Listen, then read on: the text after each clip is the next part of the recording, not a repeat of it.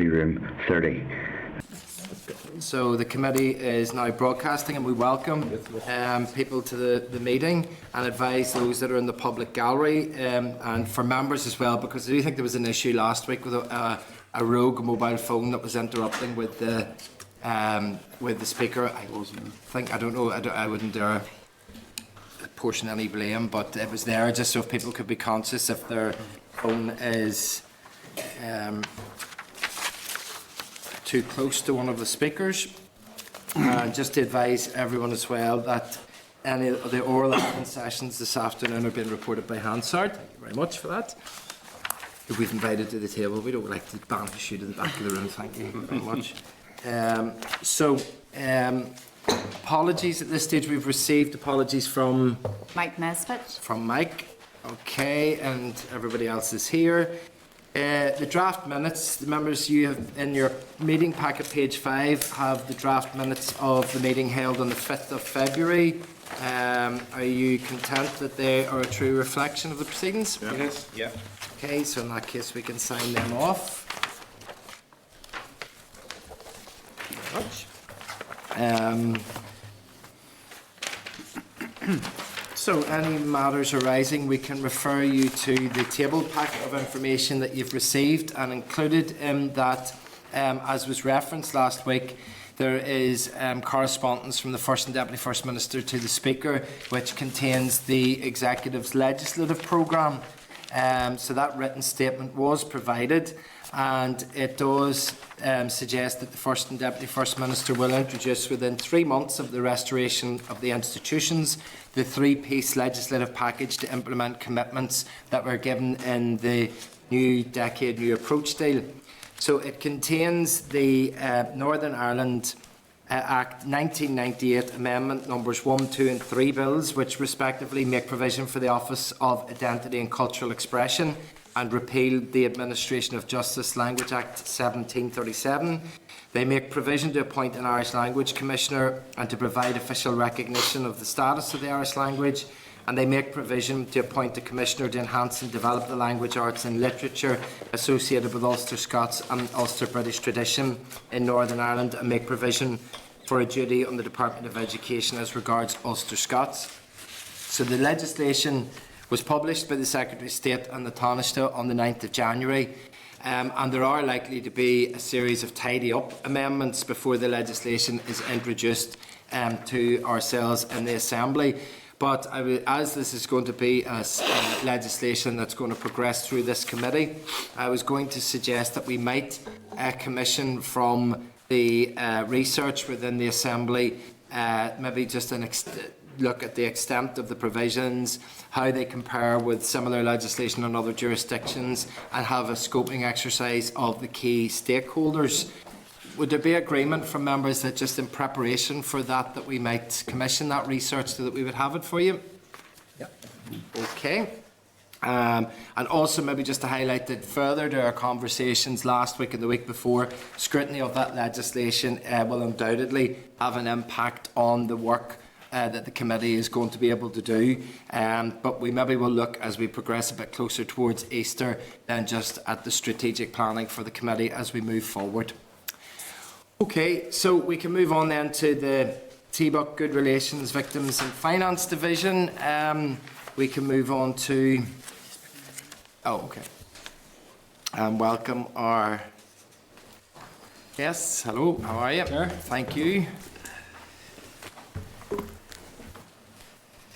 Thank you very much indeed. You're very welcome to the committee meeting.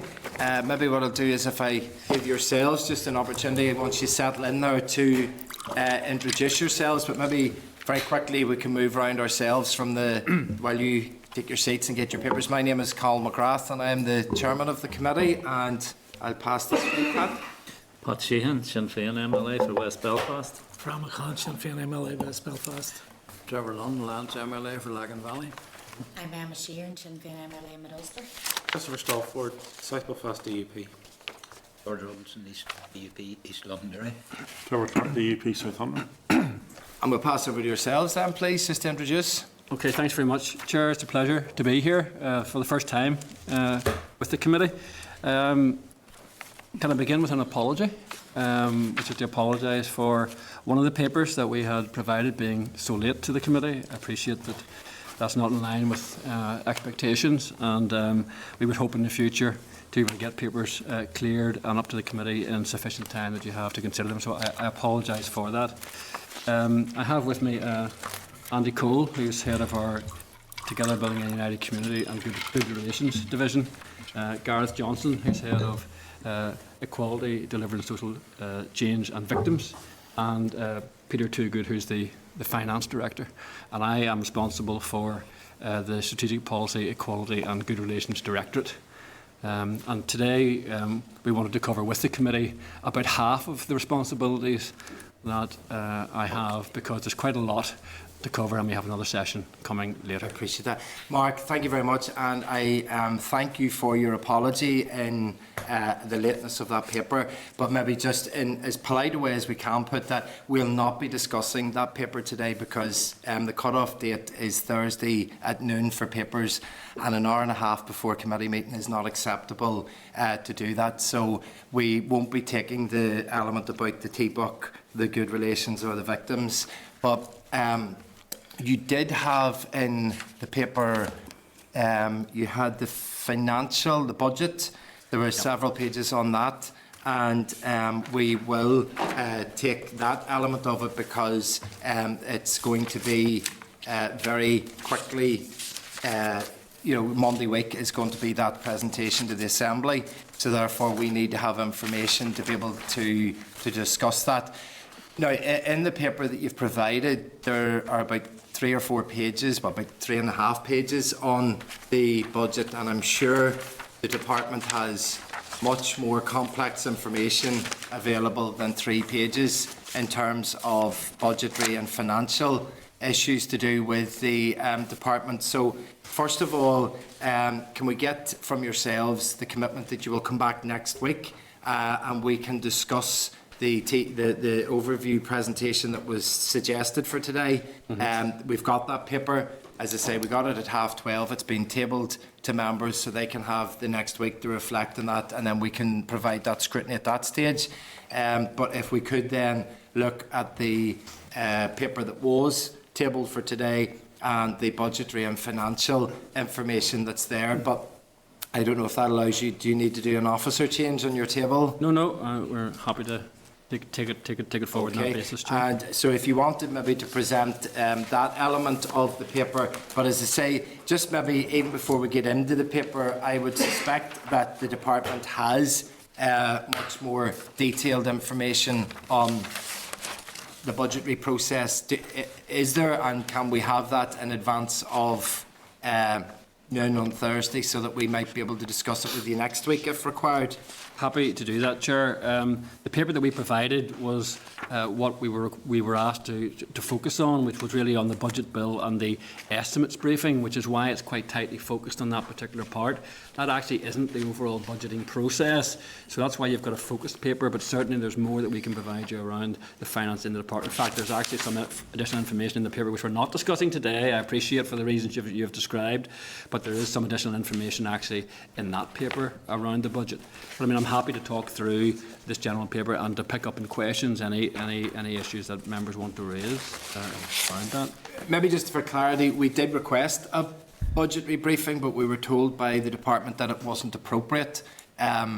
Now, again, all of these exchanges are meant politely because we're at our beginning session, so I don't want any offence taken. But I think we'll decide as a committee what is appropriate to be briefed on or not. And I think there was certainly a sense from members that if we're going to scrutinise the department's budget, seeing that budgetary submission would at least be a start to allow us to look at it and then decide what questions we would have on it. So we did request that, but that request was denied. And then this paper that's come in, which is 3 pages, is where we're at the minute. So I think we can certainly have a look at that paper, but there was a request and expectation from the committee that it would have been much more substantial than that. I think, Chair, that perhaps there's been a little bit of miscommunication here because what we were asked for was the budget bill and estimates, a paper on that specific issue. And I think what we came back with was that's a fairly technical aspect of it. And what would make more sense would actually to have a discussion around the budget. But the difficulty with the budget is our budget hasn't yet been set. So in terms of next year and looking at pressures and advising the committee of pressures, we're not yet in a position to do that. We can certainly do it for the current year. And give all the information around that. But our understanding of what was that we were being asked for both the paper we provided and something around next year's budget. Because the executive were actually meeting, they have an away day today, they will be discussing finance among other things. And as yet, we don't yet know what our budget is. So we wouldn't actually be in a position, and that's what we were trying to convey, was that we wouldn't actually be in a position to talk to the committee in detail about the pressures, because until we have the budget, we don't know what the budget pressures are going to be. However, we can talk in general terms about the sorts of things the department faces, and I can certainly provide you with all the detail you've asked for. That's not a difficulty, and I think perhaps we were talking at cross purpose. We certainly weren't intending to deny the committee any papers. It was maybe a miscommunication in terms of what was actually required. Okay, and I think it's fair to say that we don't. If I read what you're saying right, is that if we look at the budget, that's telling us what you've got after the budget. What we're actually looking at is what you're submitting to the Department of Finance and asking for, because then we will see as a committee, we'll understand what the pressures are within the department in terms of where your priorities are. And I think that from a department perspective or from a committee perspective, that's what the scrutiny role is. It's, are you selecting the right priorities? But if we only find out afterwards what's actually been allocated money, I think part of a scrutiny role is the decision making up to what you actually get, and I think that the committee would like to be part of that role, part of that process. So that was the request for the information, because if I'm correct, the process on Monday and Tuesday week will effectively set your budget, 45% of your budget for the year ahead, or certainly a substantial allocation of your budget for permission to spend money going ahead. So if you're spending that sort of public money, the committee just would like to be part of the process to understand where you're going with it. Well, sure, I think we covered that in the paper we provided to the committee. That's essentially a vote on account. So it's to allow services to continue, so that services don't come to an abrupt end without any funding being provided. That allows us to run on with the normal services while the decisions around the actual final budget are determined. So it's to keep the lights on and to keep the various services being delivered. That's why, to some extent, it is technical. This part is technical, and I think that was the point we were trying to make, and that's what we provided in the paper. But we're happy to provide all the information you want and to have a full and open discussion around it. We want to be helpful to the committee, so I hope you didn't get any sense that we were trying not to provide material. It was maybe a misunderstanding as to what was required. We did get the sense, but we were glad to get the explanation from you that it was incorrect. So maybe if we let you go to the to present that paper that's there, and then members can discuss some questions with you afterwards then. Okay, thanks, Chair. I'll just briefly go through the paper. The budget acts, which are supported by the estimates, set out the detail of planned spend, and they're really as it says in the paper, the cornerstone of the arrangements under which the Assembly authorises spending by departments and holds them accountable for managing and controlling that spending. So the budget bill that's currently under consideration will provide the formal legal authority for departments to incur expenditure and to use resources as set out in the 1920 Spring Supplementary Estimates. It enables the Assembly to hold departments accountable for managing and controlling resources within the limits authorised, and it also, as we've just discussed, authorises the vote on account for 2020-21. So the introduction of this bill is a routine requirement at this stage. It's needed to give that legislative authority for additional spending, both in terms of additional resources and associated cash requirements, and to pick up any in-year monitoring changes that have occurred. And it also provides that interim funding for the first few months of the year. So these budget bills follow a regular pattern, and the financial figures which they contain mirror the corresponding estimates. In terms of our input, the Department's ambit sets out the areas and the functions in which TEO is seeking authority to incur expenditure and to consume resources. And the ambit every year is updated to take account of any new responsibilities that come on board. So this year we have updated the ambit to take account of the fact that TEO has responsibility for preparing and implementing a victims payment scheme. And also for actions related to the Historical Institutional Abuse Redress Board and the establishment of a Commissioner for Survivors of Institutional Childhood Abuse. Also, to take account of actions associated with the implementation of the new decade and new approach deal. So those are new responsibilities that have come in, and therefore we extend the ambit to take account of those, make sure we have the authority to spend in those areas. In terms of our estimates, to take account of those additional responsibilities, there's an increase of some £537.4 million to our net resource requirement, and an increase of 9.7 million on the cash requirement. This is primarily due to an increase in the provisions that we've set aside for taking forward historical institutional abuse implementation and victims' payments. I should say that for both of those programmes, there's a high degree of uncertainty as to what the actual cost will be, or indeed as to the timing of those costs, because in each of them it's not clear how many victims there are, how many victims will come forward, or indeed what the extent of any payments will be to individual victims, because they have to be considered on the basis of the evidence that is provided. So actually those two areas are significant areas of spend which are actually very difficult to predict in their total, or indeed in the profile as to how they will emerge this year, next year and in future years. And it's something that presents quite a high degree of uncertainty and risk to the executive going forward, and to TEO. Now, from our perspective, we would make the point that we're including these in our estimates, but any cash, or sorry, any resource to fund this will have to come centrally from the block grant, because our budget couldn't possibly manage to stretch to cover those costs. There's also what are termed sole authority disclosures in the estimates, where the Department is relying on the sole authority of the Budget Act rather than any other independent legislation to incur expenditure and consume resources.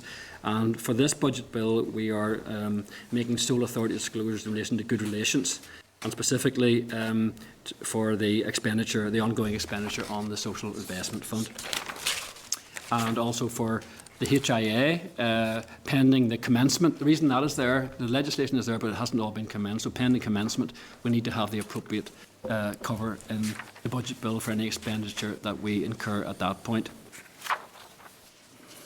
And say in terms of the vote on account, we've talked about that. It's been set at 45% of the 2019-20 resource and cash limits. So, Chair, that's a run through the paper and a bit of an explanation about the budget bill and the estimates briefing. Happy to take questions on that and more generally on finance if you wish to raise those. Okay, thank you very much. I'm sure members will have questions, and I can just maybe begin just to say that, or to ask that maybe as part of the process you will have already provided the Central Expenditure Division with details of the Department's resource requirements for 2020-21. So what are the sort of the headline resource requirements in there, if there's any beyond what you've already explained? And given that that's a submission, is that something that we could have before the end of the week to look at? Well, we'll certainly look at making that available to the committee. Just need to check the detailed processes around that, but hopefully we can make that available. In terms of the sort of issues that we have included, there's a number of baseline pressures that we have that arise from additional responsibilities that the Department has taken on over the past number of years. In relation, for example, to some of the overseas offices, the Beijing office, in relation to the expansion of the International Relations Division. And those are things, and indeed in relation to the establishment of a full division and a directorate that's taking forward work on an outcomes-focused programme for government. All of that happened over the past 3 years, and it wasn't something that TEO received additional funding for, but has to take on as the central coordinating department. Now, we've been able to manage that because in the absence of ministers and special advisors and the other costs that are associated with that, there's been resource there to enable us to meet those costs. But with the return of the executive and so forth, obviously that resource isn't there, and that has now become a pressure. So there's a baseline pressure emerging from that. The other aspect here, I think, which is important to note, is that there's significant funding that comes to the Department to take forward the Good Relations Programme, Together Building a United Community. That funding, there's a small amount in our baseline, but the main amount of funding to support that programme came from the Shared Future Agreement. It was £12 million a year for 5 years. That ends this in the year that we're coming into. Those 5 years are up. So we need to ensure that the funding is going to be available going forward to meet that cost. There's also the issues that I've just referred to in respect of historic and institutional abuse, meeting those costs, and victims' payments. One further area is obviously all the work that is being done in relation to Brexit and preparation for Brexit, because TEO has a key coordinating role. All the departments obviously have to respond in their own areas, but TEO has a key coordinating role. And to date, that has been met with additional funding outside the normal baseline coming from the Department of Finance, specifically to meet those costs, and we need to make sure that that funding is maintained going forward, because that resource is still required. We may have left the European Union, but there's a lot of work to be done in terms of all the arrangements and the implications of that. So that is a pressure for us going forward. I suppose the third area really is looking at some of the pressures that are going to emerge from commitments in the New Decade New Approach agreement, specifically for TEO. I mean, that really picks up on a range of areas, which would include the new Office of Identity and Cultural Expression. TEO has to establish that and provide the funding for it. The appointment and funding of an Irish Language Commissioner, the appointment and funding of an Ulster Scots, Ulster British Commissioner. And in addition, there are a number of other commitments which fall to TEO, establishing the commissioners for ministerial standards, establishing the Compact Civic Advisory Panel, and also in relation to a Bill of Rights, which is going to be an Assembly subcommittee, but there's a requirement there for 5 Bill of Rights experts to be appointed to advise that committee, and that falls to the Executive Office. So there's a range of pressures there that fall. Some of those are very difficult to cost at this point in time, and that's true of a number of these areas where we're not sure exactly what the cost will be. I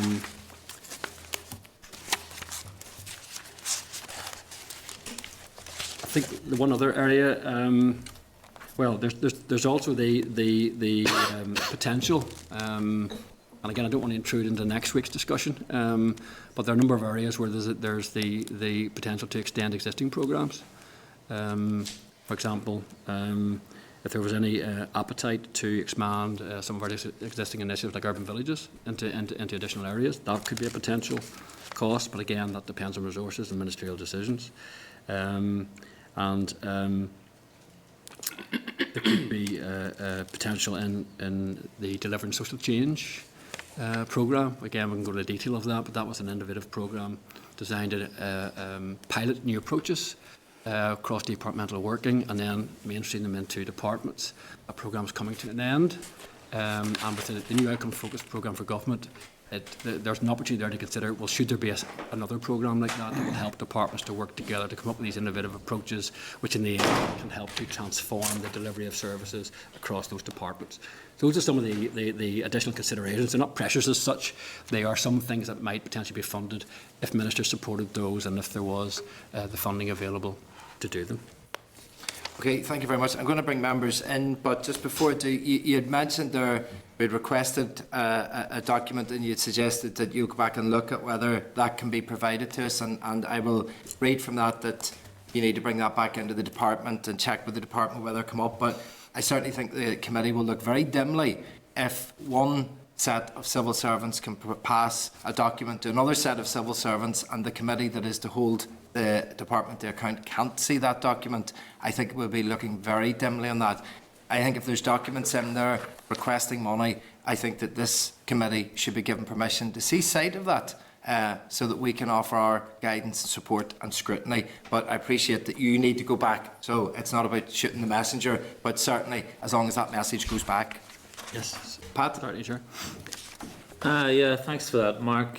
Just in terms of the victims' payment scheme, or the pension as it's more commonly called, and I know you said it would be difficult to calculate the cost of that, but what costings have been done? Again, it's tricky in terms of knowing the numbers that will come forward, because the payments can be made on the basis of permanent physical or psychological damage, and while we have a reasonable sense of those that would have suffered physical disability, it's less clear around psychological damage. In broad terms, our estimates would be that it could be somewhere in the region of about £100 million, just over £100 million. And again, we expect that to come in a spike initially, and then to be regular payments over a number of years after that. But those are just broad estimates. What did you use as a yardstick to arrive at that figure of 100 million? Are you making any sort of comparative assessment with other similar types of claims? Well, that's where, again, I say it's extremely difficult, because there's, under the regulations that have been agreed, there's a range of payments that can be made depending on the extent of disability that's identified. So we don't know how many people are in each category, and therefore we don't know how much they will be actually awarded. So you just plucked 100 million out of the air? Is that what you're saying? Well, I think what we do in all of these things is, because we have to ensure that there's some provision made, we will identify to the Department of Finance that there's a potential pressure here. We're not sure exactly what it might be, and we would present a range. But when we get to the actual estimates... Sorry, Mark, I don't want to interrupt you, but how did you arrive at the 100 million figure? The 100 million figure, we got some information from the Victim and Survivors Service about the numbers of victims that are known to them. Now, they have a clearer picture in terms of people who have been physically injured. When it comes to psychological injury, it is more likely that there's a significant number of people who haven't been in contact with the Victims and Survivors Service. But we got some figures from them which brought us to a figure, a very rough figure, of maybe 2,000 people receiving the payment. There could be rather more would apply for it, but 2,000 people receiving it. We took the average figure between the 2,000 and the 10,000, which is the rates per year, and then we multiplied that up to reflect the backdating to the Stormont House Agreement, and an assumption, which was just a very rough assumption about how many people might take a lump sum. But there are all kinds of caveats around that. Now that we've seen the final regulations, we do need to go back and revisit that in the light of what exactly the final regulations say. So we'll continue to... Okay, and are you familiar with the PSNI hearing loss claims? Do you know how much that cost? There's a figure around about 150, 180, something like that. It's something around that, and I can't imagine this is going to cost any less. So I think you should up your figure in regard to this. And I suppose, what role did officials in the department have in developing these regulations or developing this scheme in general? The responsibility for developing the regulations fell to NIO. And it fell to NIO because the commitment to take forward the victims' payments was made as an amendment to the EFEF Act over in Westminster. They have taken the lead in developing the policy, and they have brought forward in the SOS. The Secretary of State has made the decisions on the regulations which they have brought into play. Our role is to implement those, and what we're trying to do is to estimate, as Gareth has said, what those potential costs might be, and to look at what the practicalities are around doing that. Were departmental officials involved in any engagements with the NIO in developing this scheme? Well, we've obviously kept, as we knew this was coming to us, we have kept in touch with NIO, but the lead on the policy development fell to NIO. The consultation that was carried out fell to NIO, and the decisions fell to the Secretary of State to make in this. But the department were involved in discussions with the NIO while they were developing this scheme? We were in contact in order to understand what was in the consultation document, to understand what the potential implications of that might be, and in order to make sensible preparations prior to the implementation. But any decisions that were taken on the actual, the final decisions taken on payment scheme fell to the NIO. I didn't ask you about decisions, I asked you about engagement. Were departmental officials involved in engagement with the NIO? What do you mean by engagement? Well, what do you think of me? Well, I interpret that as, have we met with NIO officials? Yes, we have, because we were aware that they were taking this forward. Were we involved in the actual decision making and the final decision? Absolutely not. That was a matter exclusively for NIO, and that was a matter exclusively for the Secretary of State.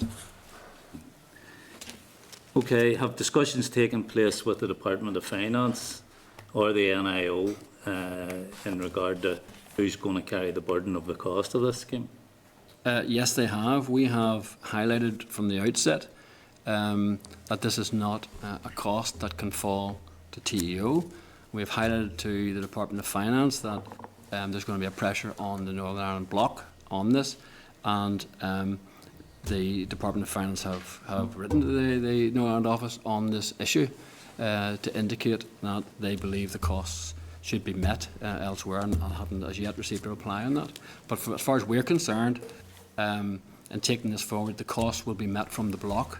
The issue is whether there's any additional resource comes into the block, and that's something for Department of Finance and Ministers to have that discussion with the British Government.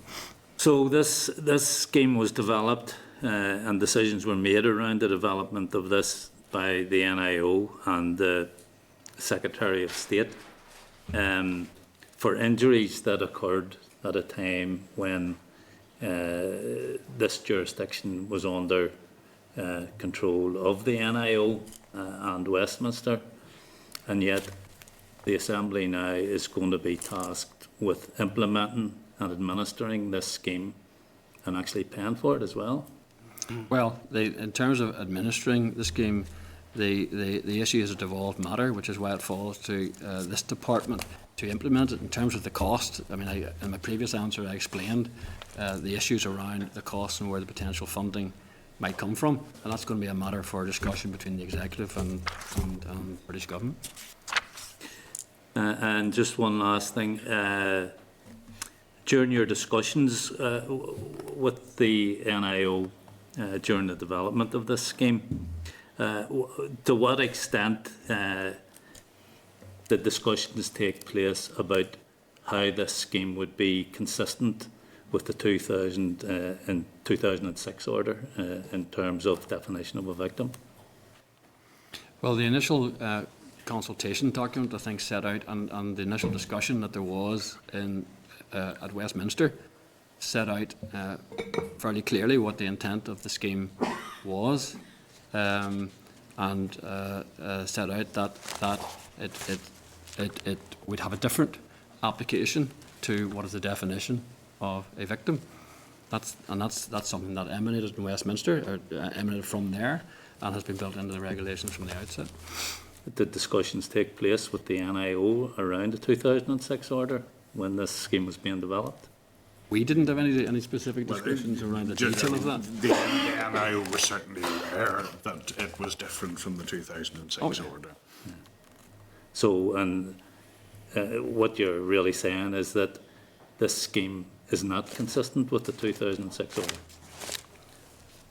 This scheme has a different eligibility range to the 2006 order. It says what victims, who will be eligible for the payments, and in doing that, it is different from the definition that's in the order.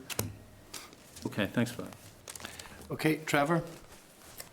No, I'm last there. Trevor? Suddenly realised there's two. The other Trevor? I'm still on the same tack, unfortunately, here. Can you just refresh my memory? What's the time scale? How many years are we talking about, within which range victims can apply for this scheme? It's from anyone from 1966 to 2014. Yes, up to 2010. And there is a discretion on the board outside of those timescales. So that's 45 years of trouble. And,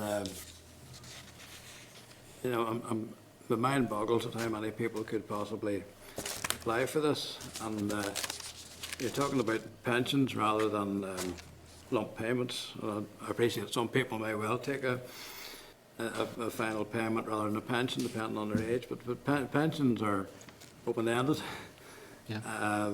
So I wonder how much research has been done to establish, you'd almost need an actuarial calculation here, not just an informed guess.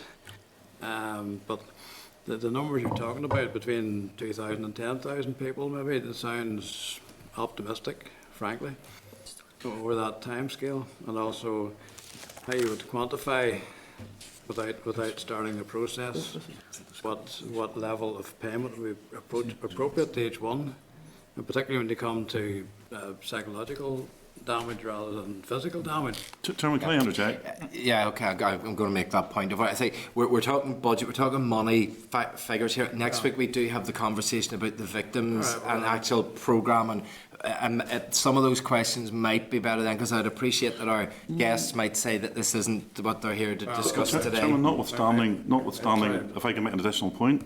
I want to make, but I want to make, but I mean, because you're straight in there, can I make an additional point? Trevor, make your point. That it may not be budgetary, but even in terms of this department, as we've heard today, this scheme has been drawn up by the NIO. So really, it's got nothing to do with the Executive Office, albeit that it's been handed to them to implement the NIO's scheme. So I'm not sure that the merits are otherwise. Of course, if we hadn't had victims, we wouldn't have actually been having this conversation. But there's been a lot of people who have suffered. The NIO were the ones that brought this forward. So I'm not sure that the Executive Office are the ones that should actually be answering in relation to that. And I think the presentation said that there was engagement conversations between this department and the NIO, and I think that's what some of the questions we're drawing out. So I think it's legitimate to have those questions, but if we can go back to yourself. Yeah, well, I accept both the reprimands, but the point is that this figure of 105 million, I think the only reason you come up with a figure is because you had to provide the Minister of Finance with some sort of a figure, a baseline figure. It could be 3 or 4 times that. We really don't know. So I don't envy your job. There's not really a question there, but it just seems unrealistic. Well, I think I predicated my remarks by saying there are a number of these schemes where it's very, very difficult to assess what the costs are going to be. The same applies to the HIA, and this one remains the same. However, for planning purposes, it's incumbent on us to try and put some estimate in and to keep refining that as we get better information. But to put that in so that there can be some planning for it and to draw it to the attention of ministers, as we have done, because these are major issues in terms of cost pressures, obviously, for the executive going forward, because they are large sums and the actual profile and timing of the cost is not entirely clear. Yeah, so it's not often that departments overestimate potential pressures. It's normally the other way around. I can't help thinking these figures will inevitably rise, and just wonder how on earth the block grant, if it does fall to the block grant, can possibly sustain the type of amounts that we're possibly talking about here. Well, I think the biggest area of uncertainty is the psychological, the permanent disability in terms of psychological impact.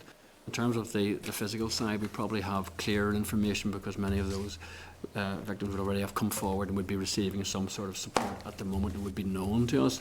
So there might be some others may come forward, but the main area is the psychological aspect. And you're right, it's very difficult to determine just precisely how many there might be and how many might come forward. And then within that, to then determine just what kind of an award they would get within the 2,000 to 10,000 scale that is provided the financial scale, not the number. Yeah, the financial scale. Yeah. Okay, thank you, Christopher. Well, I think given that it was the Secretary of State that made the commitment, it should be the Secretary of State that's getting his chequebook out. We should be very clear in that. It's one thing for a Secretary of State to say, we will do this, and then pass the ball to a devolved assembly. I think he has to be prevailed upon in that regard. I want to talk about, in terms of budgetary pressures that are coming through. I've seen in the paper 20 to 21 estimated 25 to 60 million to cover the historical institutional abuse. What would be your upper estimate over the course of the entirety of a programme as to what this is likely to come to? Again, that all the things I said about victims' payments apply really to HIA. We've had quite considerable difficulty given the span of this from 1922, looking at how many people will still be alive, how many will come forward, how many of those that come forward will be able to demonstrate. abuse, because they have to be able to demonstrate abuse in order to receive an award on the balance of probabilities to demonstrate abuse, and then how much will be awarded to them, from the minimum of 10,000 up to the max of 80,000. So you can see all the parameters that are there around that.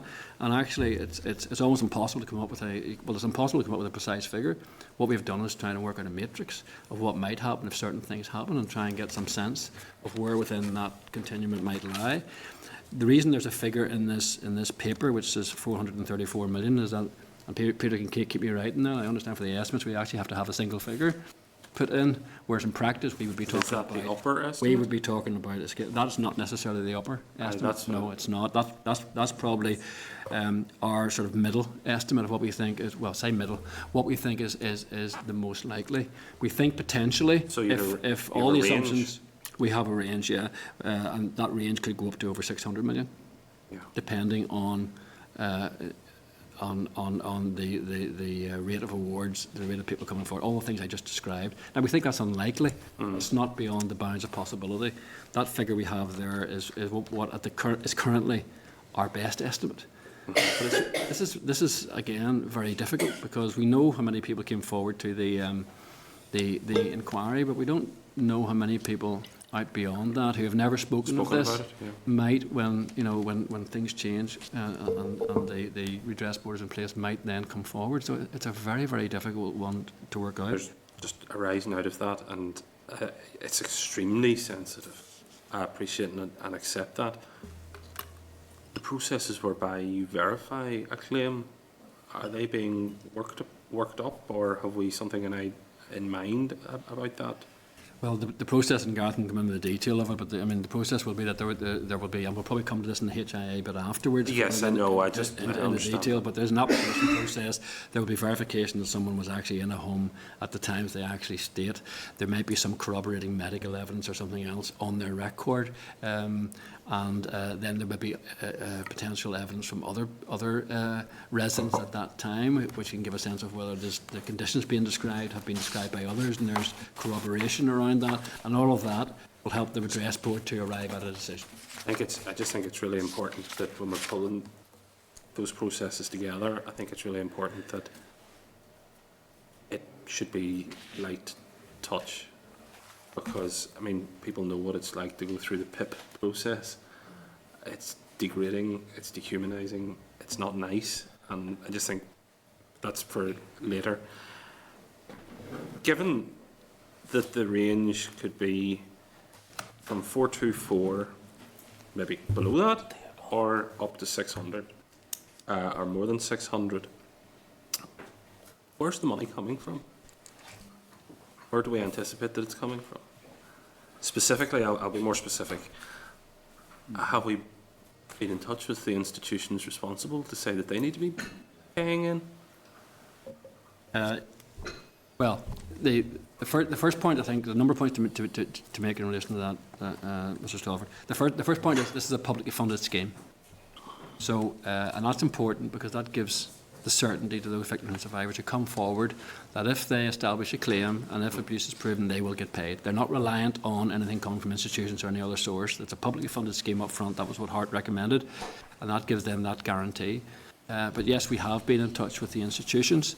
Initially, well, we've been in touch a number of times, and Gareth has more detail on that. Initially, what we're looking at is making sure that the institutions are ready to comply with the requests that we will have about records, for example, of who was there, and make those records available, because that's important in enabling victims to be able to establish their claims and to get an award. We have also, and the head of the civil service wrote to the main institutions, putting on notice, first of all, that information is compellable in terms of the records, but also indicating that it's expected that they will make a contribution to the cost of redress, and that's something I know that ministers want to get engaged with, and I think it's really more appropriate for ministers to take forward with institutions, and I expect that they will be taking that forward in the near future. Because, there is precedent when the Presbyterian Mutual Society collapsed. Presbyterian Church in Ireland paid into the fund in order. Now, I remember £1 million. Yeah, I remember I'm a member of the Presbyterian Church in Ireland. I remember being told by some people in Church House, we didn't encourage people to invest in PMS. Every single month, the back cover of the Presbyterian Herald was an advert for PMS, but that's a different issue. Given that that precedent is there and that principle has been applied and the institutions have been put on notice, are you in a position to tell us what the response has been from those institutions? Well, when we first contacted the institutions, they wanted to wait to see what the shape of the public scheme was before they responded. We have to make a more formal engagement now, so I'm not really in a position. Okay. In terms of making the information available, yes, they've been cooperative and they've been working with us.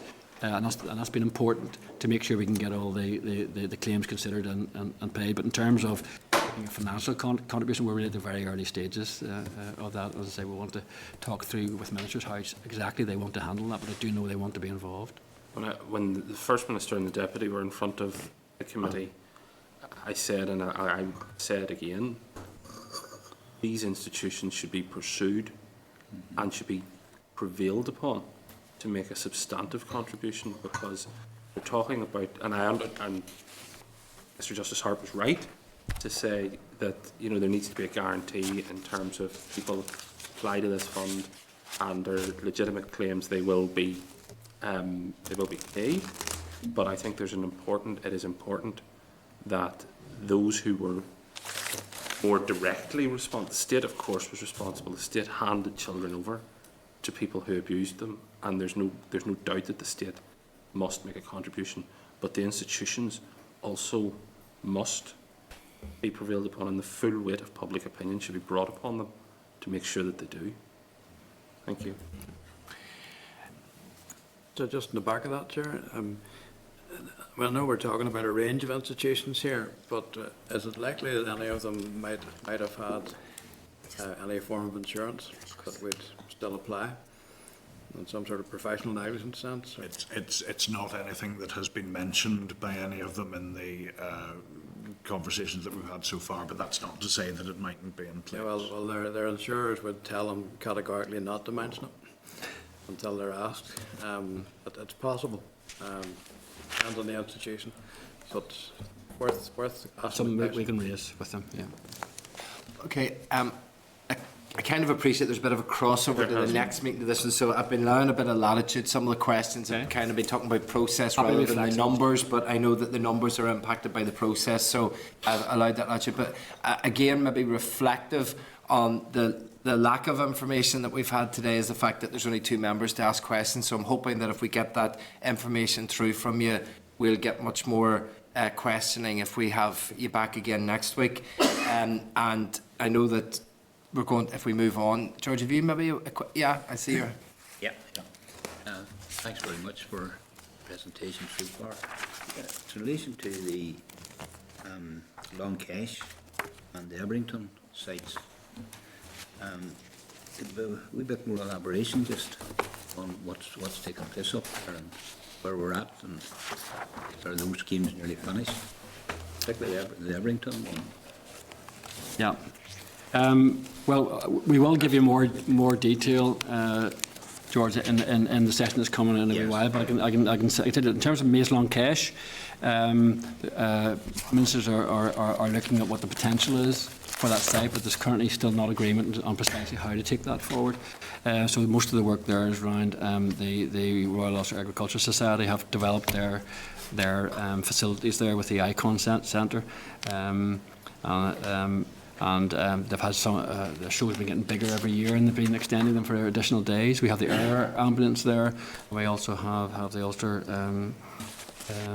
Aviation Society, Ulster Aviation Society there. And then up in Everington, there's been very significant development there. Again, we can give you more detail on that. All of the buildings there either have a lease on them or have an expression of interest for someone who wants to take the building forward, take forward some sort of an enterprise. In that, we have a new road and entrance that's been opened at the back. You may have seen we're hoping to have an official opening of this fairly soon. We have new Grade A office accommodation where work has started in that. That's very significant office accommodation. 45 to 50,000 feet and 400 to 450 potential employees, and that will be very significant on the site. And that's on one part of the platform that sits over the underground car park, and there's the potential for a further building to go there, depending on how that first one goes and whether they can get it rented and so forth. And there's also significant potential around the hotel there, or where the clock tower is, to have a 4-star hotel there. And that's in the sort of final stages. And there's a range of other aspects of the site which are coming to fruition. So it actually is getting to the point now where there's been a lot of investment. A lot of it has had to go into things like utilities, the water, the drainage, and all the rest of it, and all the stuff you have to do when you have these environmental heritage type buildings. There's quite a lot of restrictions on the work you can do on them, and it's quite costly. But the sites get to the point now where it really is going to blossom, because a lot of things that have been working in the background for a long time are starting to come through. So I'm very encouraged around it. Who will overall control of it whenever it is all complete? Well, at the minute, that sits with this department in terms of development. But ministers agreed some years ago that at an appropriate juncture it should pass over to Derry City and Strabane District Council. We've been in discussions with them around that. I think that's really a question of at what point they feel able and feel it's appropriate to take on the ownership of the site. Just one bread and butter issue. The infrastructure minister the other day there in the assembly, to a colleague of mine, mentioned about the street lighting situation in Northern Ireland. And I think it's somewhere in the region of $1 million, and she needs maybe somewhere in the region of $2.5 million, $3 million. Can you envisage her getting any more money in the budget? I've no idea, George. That's the matter for the Department of Finance. I'm afraid on that one, it's not something that I would be able to take a view on. Yeah, but Just once again highlighting the important point. exactly. Yeah. Okay, members, with the question sort of ending there on that, I know there will be a change now so we can take our ease for 30 seconds just to let people swap over there.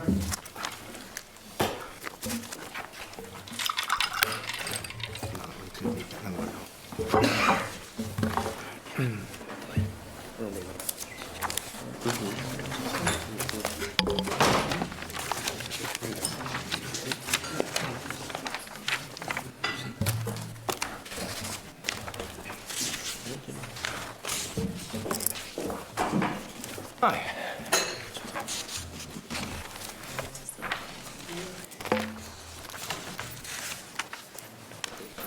So Mark, we'll let you reintroduce you or introduce the changes there for us, please. Thanks, Chair. Gareth, I've already introduced. We have Roberta Dalton here, who's been involved in HIA almost from the start, I think, and Alison Armstrong, who's joined the team relatively recently. Okay. And I know that there has been some sort of crossover between our previous conversations, but maybe if you want to, if you got maybe a short presentation, just to have a few words to say. Yeah, Chair, and then we can move into some questioning. I think the first thing, first we welcome the opportunity to be here and to talk in some detail and brief the committee on HIA. Where we are today has been a long time in the making, particularly for victims and survivors, who are tired and want to see an end to their campaigning and their lobbying. We've reached a key stage in that applications are planned to open at the end of March. And compensation payments can start to roll out as soon as the cases are decided then by the Redress Board. And the President-elect of the Redress Board, Justice Colton, emphasised that point in his recent TV interview. The Interim Advocate, Brendan McAllister, has been working with the victims and survivors groups and individuals on what they want to see in the application form process to make sure it's accessible and transparent and clear. And is developing his proposals on the needs of victims and survivors for support services. And I know he's going to brief you later, I understand, on his work and work plans. As a senior responsible owner for HIA implementation project, I'm ultimately accountable to ministers and the Northern Executive. And in that role, I'm supported by a project board in directing and controlling the work streams to ensure their effective delivery in line with ministerial and executive decisions. And our focus since the 5th of November, when the legislation was passed, has been on establishing the two arm's length bodies that are provided for in the Act namely the Commissioner for Survivors of Institutional Childhood Abuse, or COSICA as it's known, and the Redress Board, and for putting in place the necessary arrangement to deliver a compensation scheme for victims and survivors. This is a significant and cross-cutting project, and membership of the project board comprises senior officials from the Executive Office, from the Executive Information Services, from our Finance Department, from the Department of Finance, from the Northern Ireland Court and Tribunal Services, and Department of Justice, from the Department of Health, from Enterprise Shared Services, who look after all the IT, and from the Public Record Office, from those who have been appointed to the Shadow Redress Board, and from the Departmental Solicitor's Office. So there are a lot of interested parties and stakeholders and experts that need to be engaged in taking this project forward. Implementing historical institutional abuse legislation could amount to, we've talked about this already, costs of between 25 and 60 million, we estimate in 2020-21. And as we've mentioned, it's not possible for these costs to be absorbed within the TO's existing budget, and they'll have to be met centrally from the block grant. In terms of progress to date, we've collectively been able to appoint an interim advocate, set up the Shadow Redress Board, and to accommodate in headline buildings, to appoint key staff to work to the President-elect of the Redress Board, and that includes an interim secretary and a solicitor to the board and other key staff and research team. We have had additional county court judges identified by the Lord Chief Justice. We've appointed 2 interim non-judicial panel members, and we're in the process of recruiting additional non-judicial panel members to allow us to get a number of panels up and running as soon as possible. We've developed a communications and advertising strategy, which is being led by our Executive Information Service. We've made considerable progress on the sort of underlying stuff that no one really gets too excited about except when it doesn't work, which is the IT systems. That has to underpin the application process for the Redress Board. And we've engaged with the Commissioner for Public Appointments on the public appointments process, and to secure the services of an independent assessor to help us with some of the public appointments, in particular for the permanent Commissioner, the competition for which we will be commencing fairly shortly. We've also secured accommodation for the interim advocate in Park House in the centre of Belfast, and we're hoping to identify permanent accommodation for COSICA. So these elements are the key foundations for ensuring that both the Redress Board and COSICA will be able to operate effectively and deal with the demands that will be placed upon them. It all takes time, and in particular the work on IT systems must be tested and validated to ensure that they're robust and secure, because they're going to be dealing, and those systems will be dealing with highly sensitive personal information, and it's really important that we get the security right around that, as well as making sure the system in itself is capable of dealing with the demands put on it. So as I said at the start, where we are now has been a long time in the making. It's a significant juncture in terms of implementation, but I think more importantly, it's a significant milestone for victims and survivors. We continue to work at pace in this important and complex policy area, and as we do so, we continue to engage with victims and survivors and with the interim advocate on the various implementation strands to ensure that what we deliver is what is expected by victims and survivors. So that concludes, and happy to take the team's happy to take questions. Okay, thank you very much. Maybe if I could make a few comments and questions before opening it to the members. And you mentioned time, a number of occasions through your remarks, and I suppose something that's striking from that is that it's taken too much time to get to where we are. And there are many different elements that have contributed to that time delay, not least the fact that we weren't here for 3 years. That hasn't helped matters. And I think that we need to, and I welcome you saying that you're working at a pace to be able to try and get this concluded and processes begun as quickly as possible. I think that's the least that we can all do collectively within civil and public service to get matters moving. But maybe just on that, I know that the New Decade, New Approach document had made, and other commitments had been made, and the appointment of the Commissioner, I mean, that's going to be a key as part of this process, but I think there was an expectation that that competition would have begun, that public appointment process would have taken place during January. we're now into February, it still hasn't started, and literally every hour that goes on in this process is excruciating for people, and yet we're sort of set ourselves some timelines there, and we're kind of already breaching them. So will you be able to pick up that time that there's been a delay in starting the public process so that we can get the Commissioner in place as quickly as possible? Well, thanks, Chair.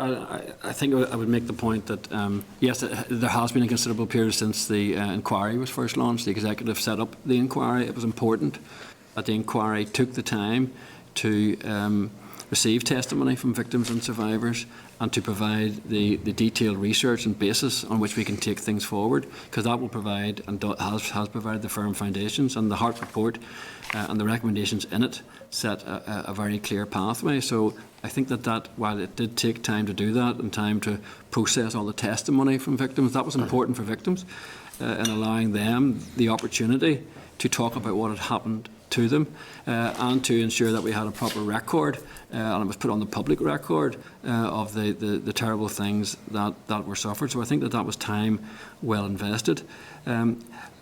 Following the publication of the report, obviously the Executive fell.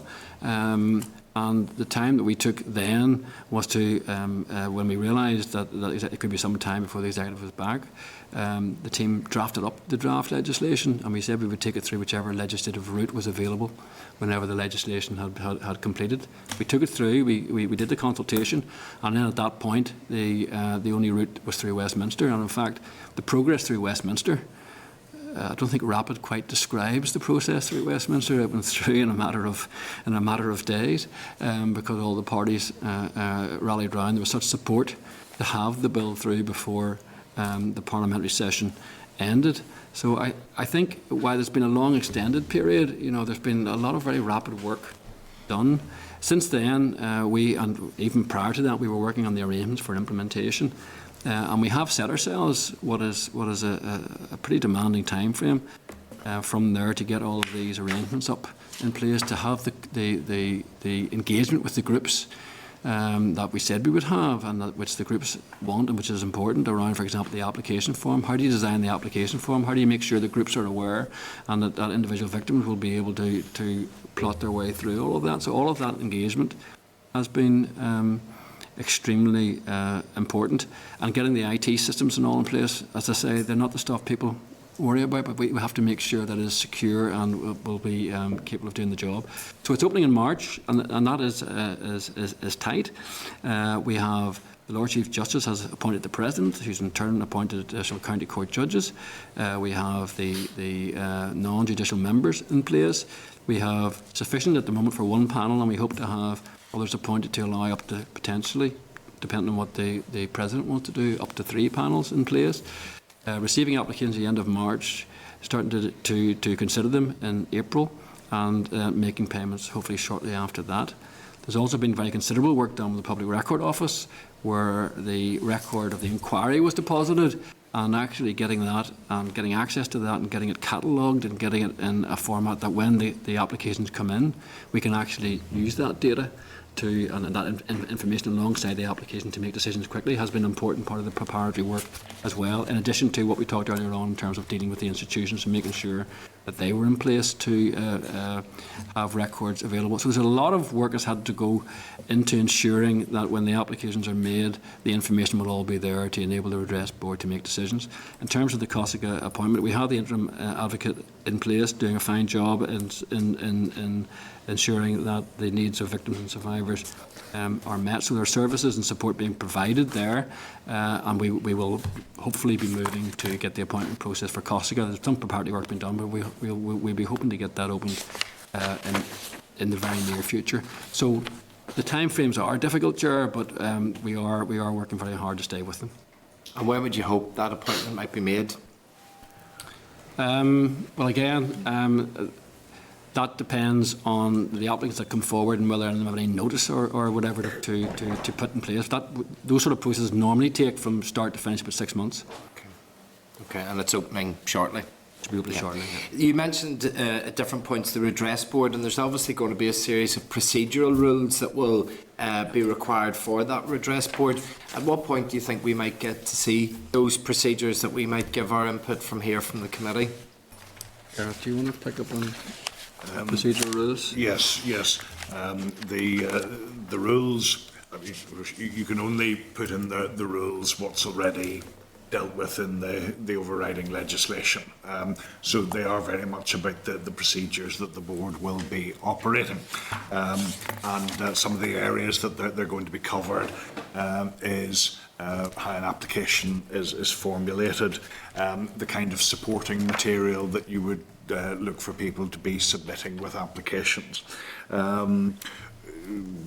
How then that notice of that application is given to the institution so that the institution can provide corroborating evidence, how the applications are being determined, how any appeals are going to be dealt with, and the legal advice and assistance that's going to be available to victims and survivors in making their applications.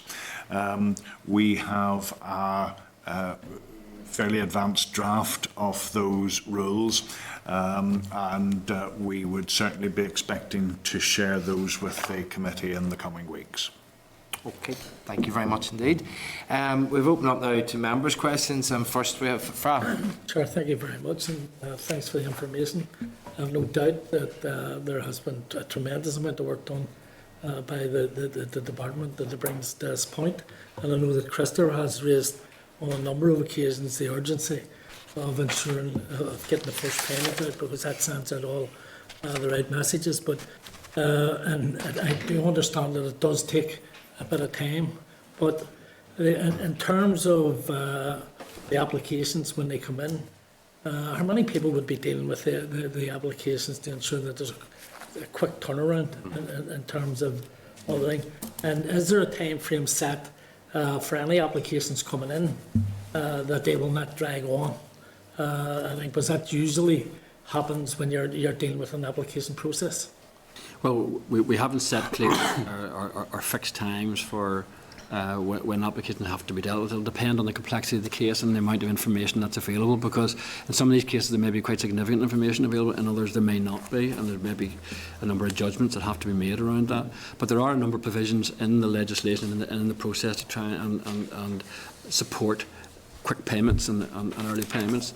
So there is a provision there, section 14, which identifies that where it's clear that a case meets the minimum threshold, or the threshold for a minimum payment of £10,000, but there's still some complexities in the case that maybe need to work through, that initial payment can be made, pending then consideration of a further payment after that.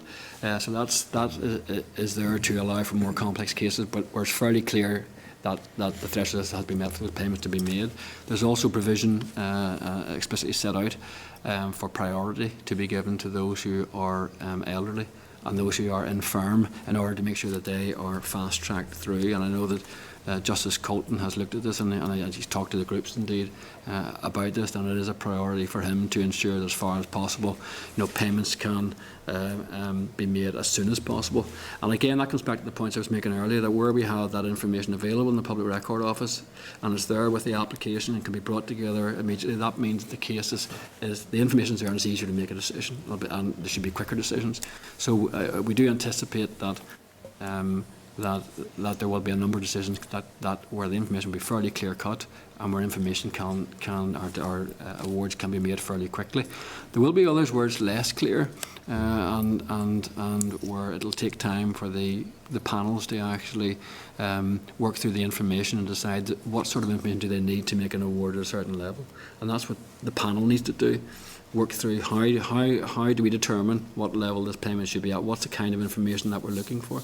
But again, I think as time goes on, the panels will have developed that knowledge and experience, and they will also be able to look at some of the evidence they've got in some of the initial cases to help them with subsequent cases, because the case will already be demonstrated, for example, that in some of these homes in certain periods of time there was what's termed to be the harsh environment. And a harsh environment is equivalent to abuse, and therefore that's been demonstrated by a range of other cases, and someone comes in and can demonstrate they were in the home in that sort of time. That should allow for fairly speedy resolution. But that's, I don't want to intrude too far there, because all of that is the area in which the President, Justice Colton, has to have primacy. Chair, just to follow up on that, it's to do with the process and the administration of the applications when they come in. Where will that rest, and how many people will be allocated to taking the application process and administering right through to completion? Yeah. I mean, that will rest with the Redress Board and the support, the administrative support to the Redress Board was being provided by the Northern Court and Tribunal Service, and they do that through an agreement with us. Because we have identified them as a partner, and we've got a service level agreement. Can you say something about the numbers, Gareth? Yes, I mean, at the moment we're working on the basis of an initial complement for the board staff of about 24 staff, but obviously that will need to flex either way depending on the numbers of applications that come in. I take it nicely that there will be a huge response. 24 will be enough to be able to do it, especially given the complexity of the whole process. Well, I think the key thing is that we need to have a regular flow of cases for the panels to consider. At the minute, we're envisaging, Justice Colton's envisaging about 3 panels. So we're looking at how many cases can they reasonably, consider in a day, and can we ensure that flow is there for those panels, and the complement that we have at the minute, we believe will support that, but we'll have to just work this through, and we can flex as Gareth said, the numbers in line with that. See, just one last point, just in terms of the panels, how often do they sit? Is it on a daily basis, or just a day a week, or 3 days a week? Or the intention, I think, is it's on a daily It's basis. on a daily basis, yes, certainly at least 4 days a week. yeah, thank you. Okay. Trevor Clark. Thanks, Chairman.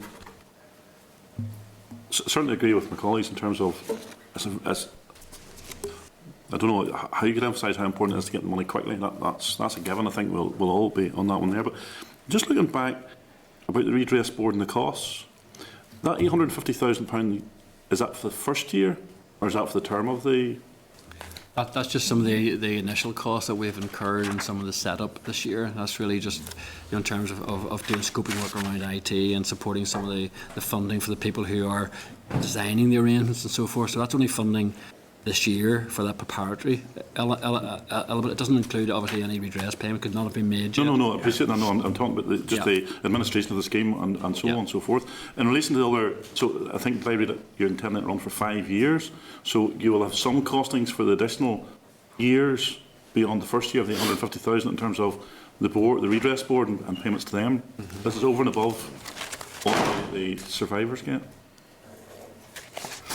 In terms of the actual cost of running the board, we're still putting together the business case that deals specifically with that, because there's a number of factors, including the breakdown of the staff, the costs of the panel members, and the costs of accommodation that we're looking to clarify. So you're saying you're appointing the panel, but you actually don't know their costs? Yeah, we know that there have been some issues around working out exactly how are we paying the costs of the judicial members. So are we going to simply cover their salaries? Are we going to cover the backfill when they come in? So there have been some issues like that we've been sorting out over the last few weeks, and we'll be plugging into the business case. Surely, I'm sorry, Ian's here. In terms of going forward in a budget for a number of years and setting up the board, surely those things should be done first. We do know the costs. We've got an estimate. I just don't have them to hand here. They're in the business case. We have worked through what we reckon the cost to be. I think what Gareth's saying is that there's a few little issues still in discussion, but we have obviously worked through what we think the admin cost would be, what the redress cost would be, and that was all included in the overall figure that we talked about earlier on. Okay. It'd be useful if we can we can provide you with that. Yeah. I just don't have it to hand here. In relation to then, I mean, so forgive me. I mean, I haven't been following maybe as closely as some of my colleagues, but in terms of the redress board, is there a specific reason why the judiciary have to be on the board itself? That was laid down in that was in the legislation, but it was a recommendation from the Hart Inquiry. So it was a recommendation rather than... It was a recommendation from the Hart Inquiry. The point that was then made when we went out to consultation on plans for a redress scheme was that victims and survivors were concerned that this wouldn't be purely a judicial-driven process. So you make the president of the organisation someone from the judiciary? Well, there was discussion with the political parties about this on foot of the consultation. What happened was we did the consultation. We reported on the issues of the consultation to the Secretary of State. The Secretary of State then asked us to engage with the political parties on the issues that had come up. The consensus that came out of that engagement was that yes, it should be a judge-led board in terms of the president and a judge on each of the panels, but that multidisciplinary members with a different range of backgrounds should play a fundamental role, both in the development of the policies for the board and in the assessment of individual cases.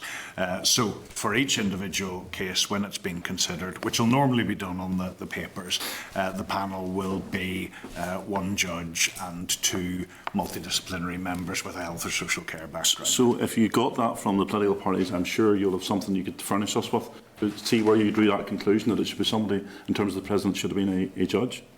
And not that I would want to fall on the wrong side of any judge, but the thing that's jumped out in front of the paper to me here was the Lord Chief Justice, his first thing, he appoints one of his honourable members as the President-elect. And I think to myself, well, why do we need a judge in relation to this, given that I think the people who are involved, the people who quite rightly will get the payments at the end of this, will have to provide a body of evidence. I'm not sure that a judge will be really required to decide whether that person's deserving or otherwise. Well, I think in the first instance it was a recommendation from Hart. Recommendation. Hart was the chaired the inquiry that was set up by the executive and set up by ministers to make recommendations to them. Ministers weren't there when the recommendations arrived in, therefore we discussed with the political parties and they endorsed that approach. But I think, stepping back even from that, I mean, the broader issue here is that the sort of process that we're going through is where a range of evidence is presented. It has to be weighed, it has to be sifted, and some sort of a judgment has to be reached, which is classic. So you're saying area. But then we were trying to make sure that it took account of the other issues in terms of the psychological impact and people who would be aware and sympathetic to the sorts of issues that abuse has in people's everyday lives, which is why the panel was then broadened out to include multidisciplinary members. So I think across that we feel we've got the right sort of balance, and that reflects what we got back from the consultation. Yeah. Well, I suppose just rounding off, if I could see the costings in relation to what each of the panel members are going to be in receipt of, and the rest of the running costs for the next 5 years. Happy to give you that. I appreciate someone has to do this. I'm just curious at the high level of people that's been appointed. Okay. I've limited experience as yourself, but I do remember attending a bit where a lot of these issues amongst the parties were raised. So your rhythm again is it's echoing what was mentioned at some roundtable discussions away about June time of last year. So, Chris. Thank you.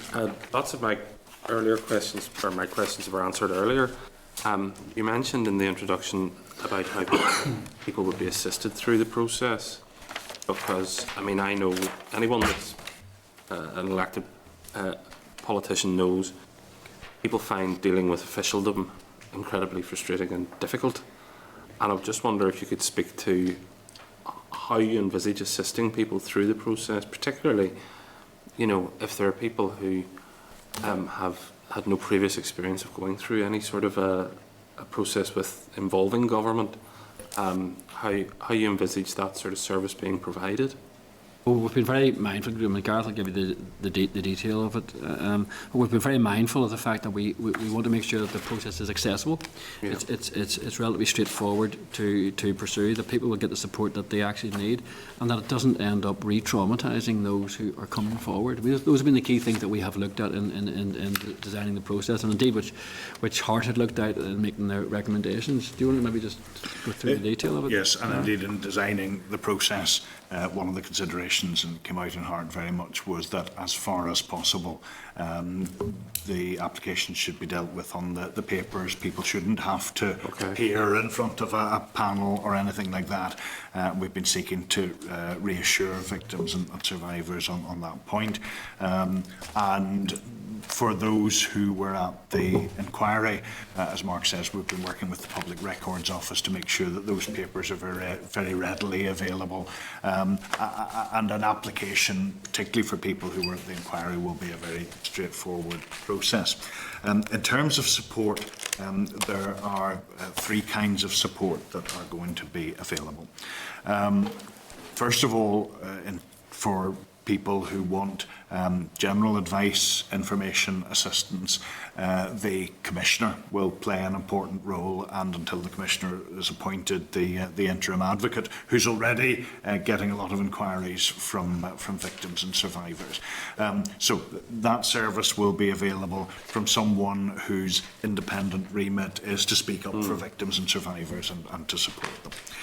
Secondly, in terms of individual claims, there is provision in the legislation, and that will be carried through into the rules, for legal costs to be paid within a limited scale for solicitors to assist people to fill in the application. So what we envisage is that someone who had suffered abuse would be able to go into their solicitor to tell the solicitor what had happened. Solicitor would fill out the application, and we're working to make that available through the IT systems that solicitors are familiar with. And to translate the story that someone is telling them into an application that the board can consider. And there's going to be liaison with solicitors in the run-up to the launch of the scheme around, for example, what are the key things that the board are going to expect in the statement as part of the application form.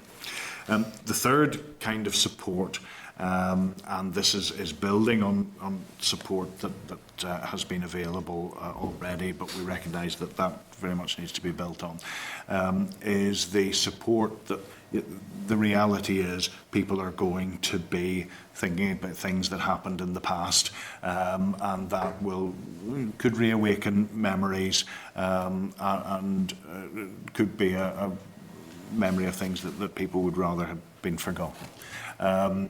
So we are working with the Interim Advocate to see what services need to be put in place to support people. And that could include, well, it's likely to include access to a kind of a case worker who would then be able to see, do they need to be signposted to existing services, or are there things like counselling and other therapies that would be useful for that individual. Okay, that's very good. In terms of the 24 staff that are envisaged, are these to be recruited, or are they going to be seconded from elsewhere in the civil service? It'll be a mix. Okay. So there are some of the interim staff who've already been seconded from elsewhere, and then there are exercises in place to appoint the rest. So the posts have been advertised already? And Supposed to be advertised. I think certainly some of them have been advertised internally within the civil service. I'm not sure that any have been advertised externally just yet. I'd have to check that. No. But there have been opportunities that have been circulated around all of the civil service inviting people to apply. I'm just trying to establish the figure 24 was given. When will the 24 all be in post? It'll be done on a phased basis. And it may not be that the day that the applications launch, all of those 24 are needed, because some of them will be supporting panels and appeals and things a little bit down the line. But it'll be a phased process over the next few months. Okay, few months. So everyone, or July? I would have to check, because it's the redress board itself that's been appointed now. I would just have to check when the intention is that everybody would be in. I would have thought by around May, but I would just want to check that. But I think, to go to your point, Christopher, we're content that we will have sufficient staff in place to support the panels when the applications open, which is the key point. That's grand. And just one final point, I'm sure it's probably in here somewhere, but ultimately a judgment has to be made, and it is like a quasi-judicial process. Do people have a right of appeal at the end of it if the judgment goes against them? Yes, Just want to be yes. clear on that. Yes, they will be given the reasons for the Yeah. decision, and then they have a right of appeal in the legislation. That appeal would be to a judge. That was on the basis that appeals were likely to be more on legal kind of issues than on the wider kind of issues that the panel will be looking at. Thank you. Okay, thank you. Trevor? Yeah, thanks, Chair. I'd have to say, after all the frustration down the years about all this, that the way you've gone about this is really impressive. You're making strides here that wouldn't have seemed possible a few months ago, so fair play to you. It's good to see. And I couldn't disagree with a single thing that you've said today, to be honest with you. It's step by step, but it's quick steps. And it looks like by the next few months we're going to see product, and that'll be brilliant. I just wanted to ask you the question of the composition of the board and the panels, and Trevor's question about judicially led. Well, is it fair to say, without asking you a political question, that the consensus across the parties when you asked them about that was fairly unanimous? That was the best way forward. I don't recall there being this being a major issue in the actual discussion. It was a recommendation from Hart that it should be judicially led. Yeah. What more became the issue was that it shouldn't be only a judge, that there should be other disciplines brought in to ensure that there was a rounded view taken of the sorts of difficulties that victims and survivors had suffered, and it was in response to that we then, at the suggestion of the parties, expanded out to include the multidisciplinary members who would have a background mainly in social work and would have worked with people who have suffered in this area before. So it was to round that out. But I don't recall any specific things saying that judges shouldn't be involved. But I should make the point that there's the president, and then there are judges at a lower level who will be appointed to the panels. So it's not all High Court judges. No, fair enough. Thank you. Okay, George? Thanks, Chair. It's in relation to a confirmed deceased victim. Will the relative be eligible for a payment? Yeah. So just the last bit of that question. Deceased victims. Can a relative pick it up? Yeah. There is provision for family members, for spouses, partners or children of people who have died since 1953 to make an application. That was something that was very much discussed with the parties. The change from the Hart report there has been that Hart envisaged that those family members would only receive 75% of what the victim or survivor would have received. It came through very clearly in the consultation that consultees felt that should be 100%, and indeed the party's consensus was that was what went into the legislation as well. Thank you. Okay, you're pleased to know that we've got to the end of the questioning and the end of the session, and we appreciate and thank you for coming along today. I suppose we are moving back into that era again of the sort of getting information, there being the scrutiny and the accountability comes from it. And whilst I know these sessions are maybe at times not easy, I think they're important, and I think that the proper order for them is that if you give us the information we'll provide the scrutiny, and then together we'll at least be sent out to the public the accountability, which is what they want in these institutions, to know that we're here and all doing our job correctly. So I thank you and all the officials for coming along here today. And can I just make one very brief comment, Mr. Chairman? Yes. Can I say, echo what Trevor Lunn has said? It's a shame that this has had to wait 3 years, but it's actually really good that the bones of it are in place for us coming back, and we're able to crack on with this and get it done. So I do think when people get it right, you should acknowledge that, and I think you have got it right. So I think that's really good. Much appreciated. So The team will appreciate it. We appreciate that, and we would like those documents that we requested earlier for Thursday, so that we, if needed, we'll be back again then for next week. So thank you very much indeed. Thank you. Members want to take a moment or two just while we swap over our guests. I'm okay.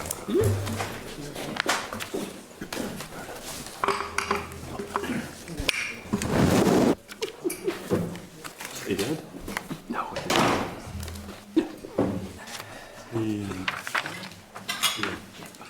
But I know, I was just going to say, I was being very polite and saying guests.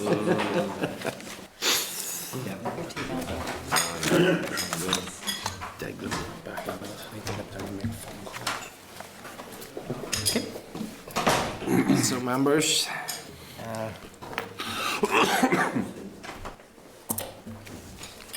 five for quorum includes me, doesn't it? Okay. So, 1 second. Thank you. You better tell us nothing personal.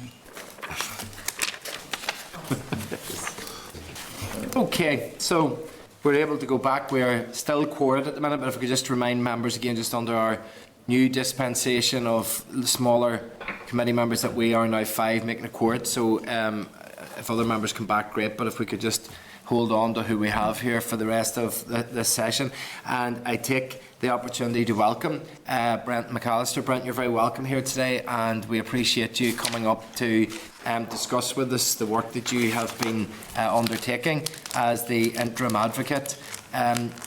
You know, we've had sort of nearly 1.5 sessions prior to this, and I know you were there, so I think a lot of the issues have already been raised, so you know, it's going to give us an opportunity just to look at it from the angle of your work. So thank you for doing that, and maybe if you want to give us maybe a synopsis of what the work you've been carrying out, and then we can progress to some questioning from the members.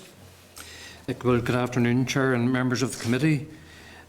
You have received advance briefing papers regarding my areas of work, but I would like to draw your attention to some specific issues. Firstly, the legislation. From the time of my appointment last July until November, a major focus of my work was to reinforce the campaign to introduce the HIA bill at Westminster and to get it passed into law. Since then, attention has shifted to the whole area of implementation. Yesterday we had the second in a series of 4 engagement meetings between representatives of victims groups and officials, with support from the President of the Redress Board, Mr Justice Colton, and senior officials from the Executive Office. These meetings are an important opportunity for victims and survivors to contribute to the design of the redress scheme, drilling into the detail of the application process, the question of how cases will be assessed by the board procedures, legal representation, our duty of care to applicants, and Executive Office proposals for a public information campaign. Let me make a particular point about the level of payments to victims. When the HIA bill was on its way into Parliament, I became concerned that with the lapse of time since Judge Hart's report in 2017, the upper limit of £80,000 proposed by him and laid down in the bill might not be a proper reflection of today's levels of payment. So I asked for legal opinion from senior counsel. In the event, as you're well aware, the bill was rather quickly passed into law. However, counsel's opinion is that indeed the upper limit for payments, the so-called cap, is too low. I'm advised that the reference guide for civil compensation cases, the so-called Green Book, was revised in February 2019, and consequently, payment levels were raised by 36 to 40% across the board. So, for example, someone deemed to have suffered the most severe psychiatric damage could receive between £82,000 and £210,000 in compensation in a civil court. My legal advice is that, all things considered, the cap should have been raised from £80,000 to somewhere between £109,000 and £114,000. This would have made better provision for the most egregious cases, and perhaps most significantly, I believe it would have increased the average HIA payment. I've conferred with leaders of victim survivors groups about this matter.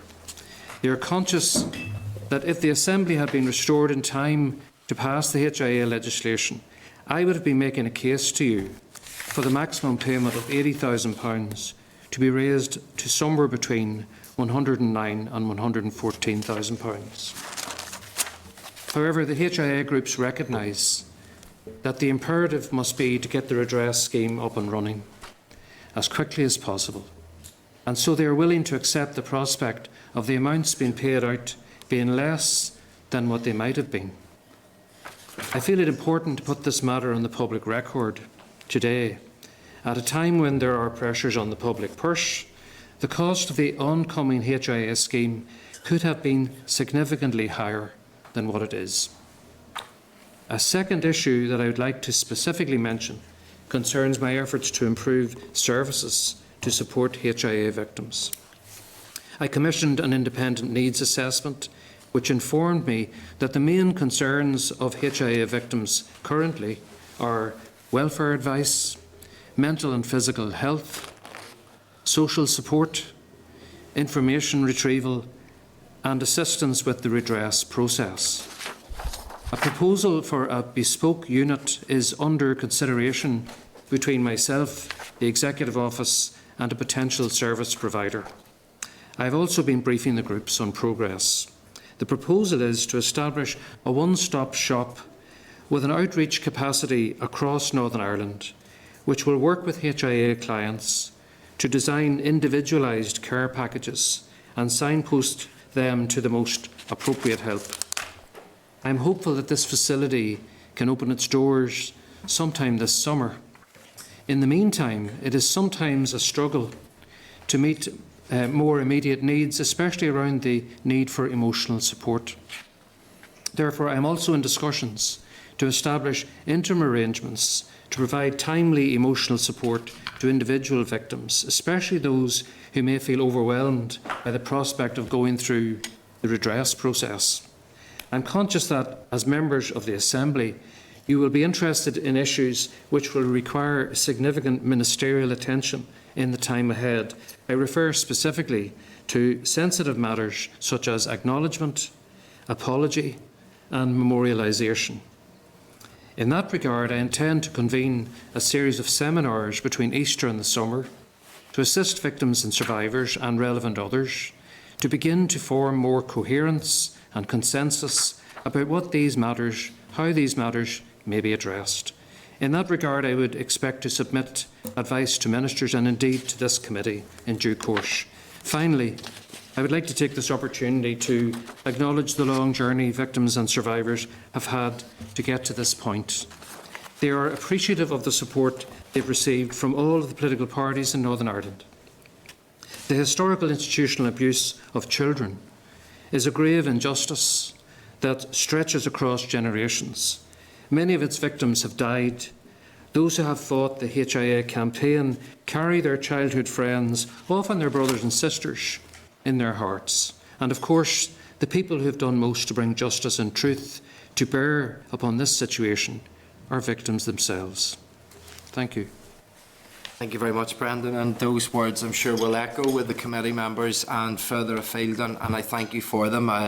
I've been, whilst relatively new to this area, I've been heartened at how everybody right across government, from Northern Ireland Office to ministers to Executive Office, everybody is trying to push in the right direction and in the same direction. And certainly from what can be a very slow process at times with government, it's maybe moving a little bit faster because everybody is pushing in that right direction, and our part in that is to provide scrutiny. And I suppose that's what we want to do. We want to try and provide the scrutiny that allows us to make sure that things are moving at the right pace and to maintain that accountability, because we feel that there is, like everybody does, that accountability that needs to be to people that were victims and to ensure that they get all of the services and redress that they need. I know that members will have some questions. If I could just begin.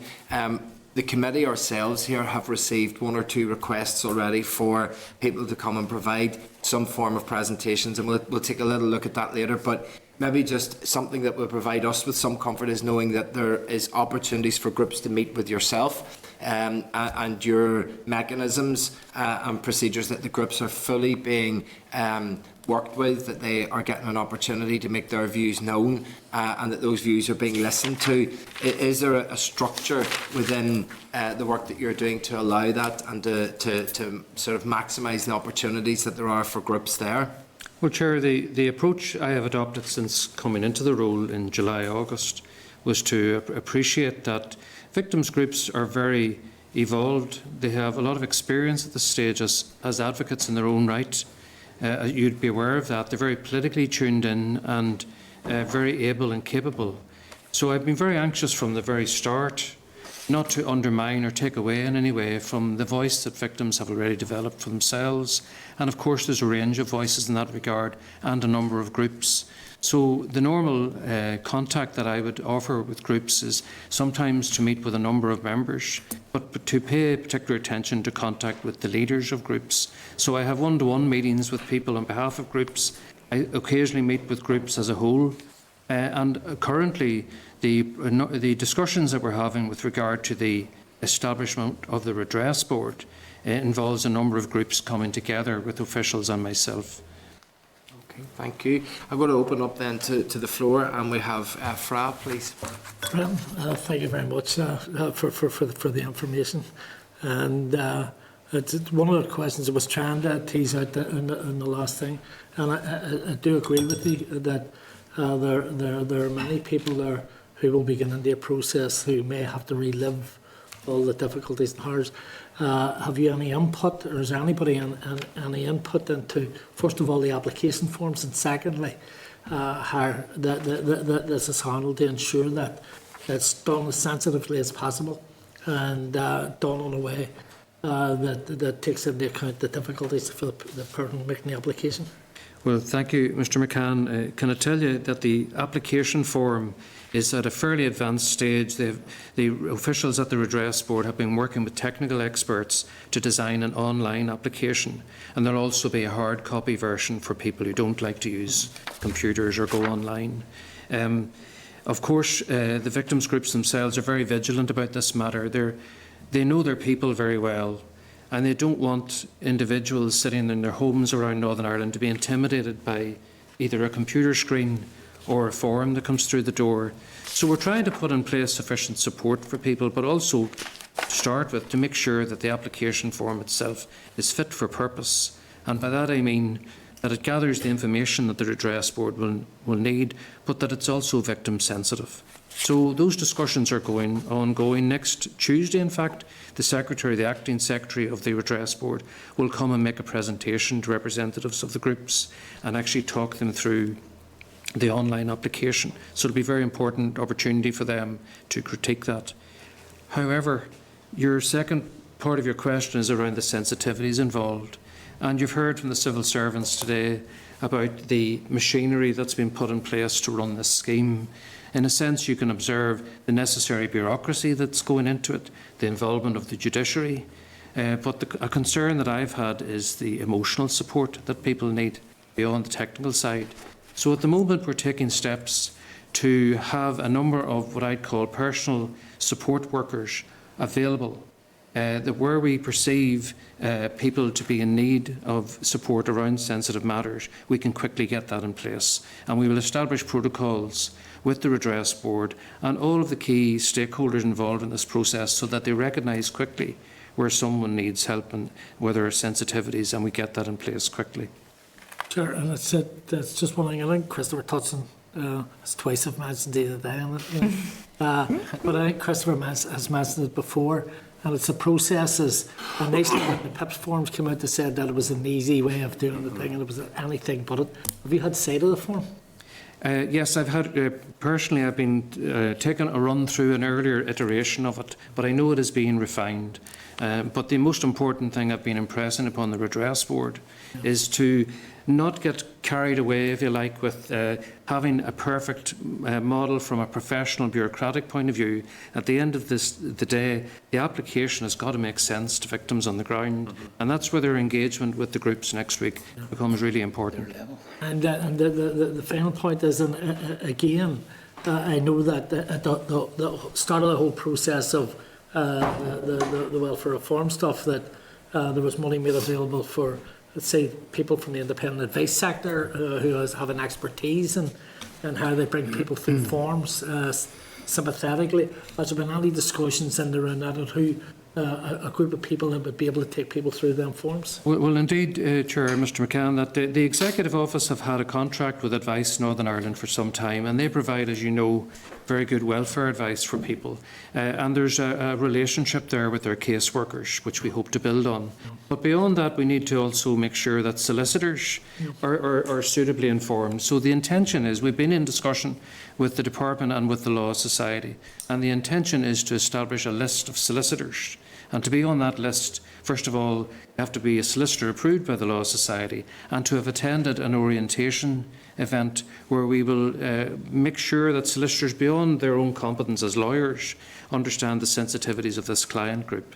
Of course, there are numbers of solicitors who have been very involved in the whole HIA campaign and know groups very well.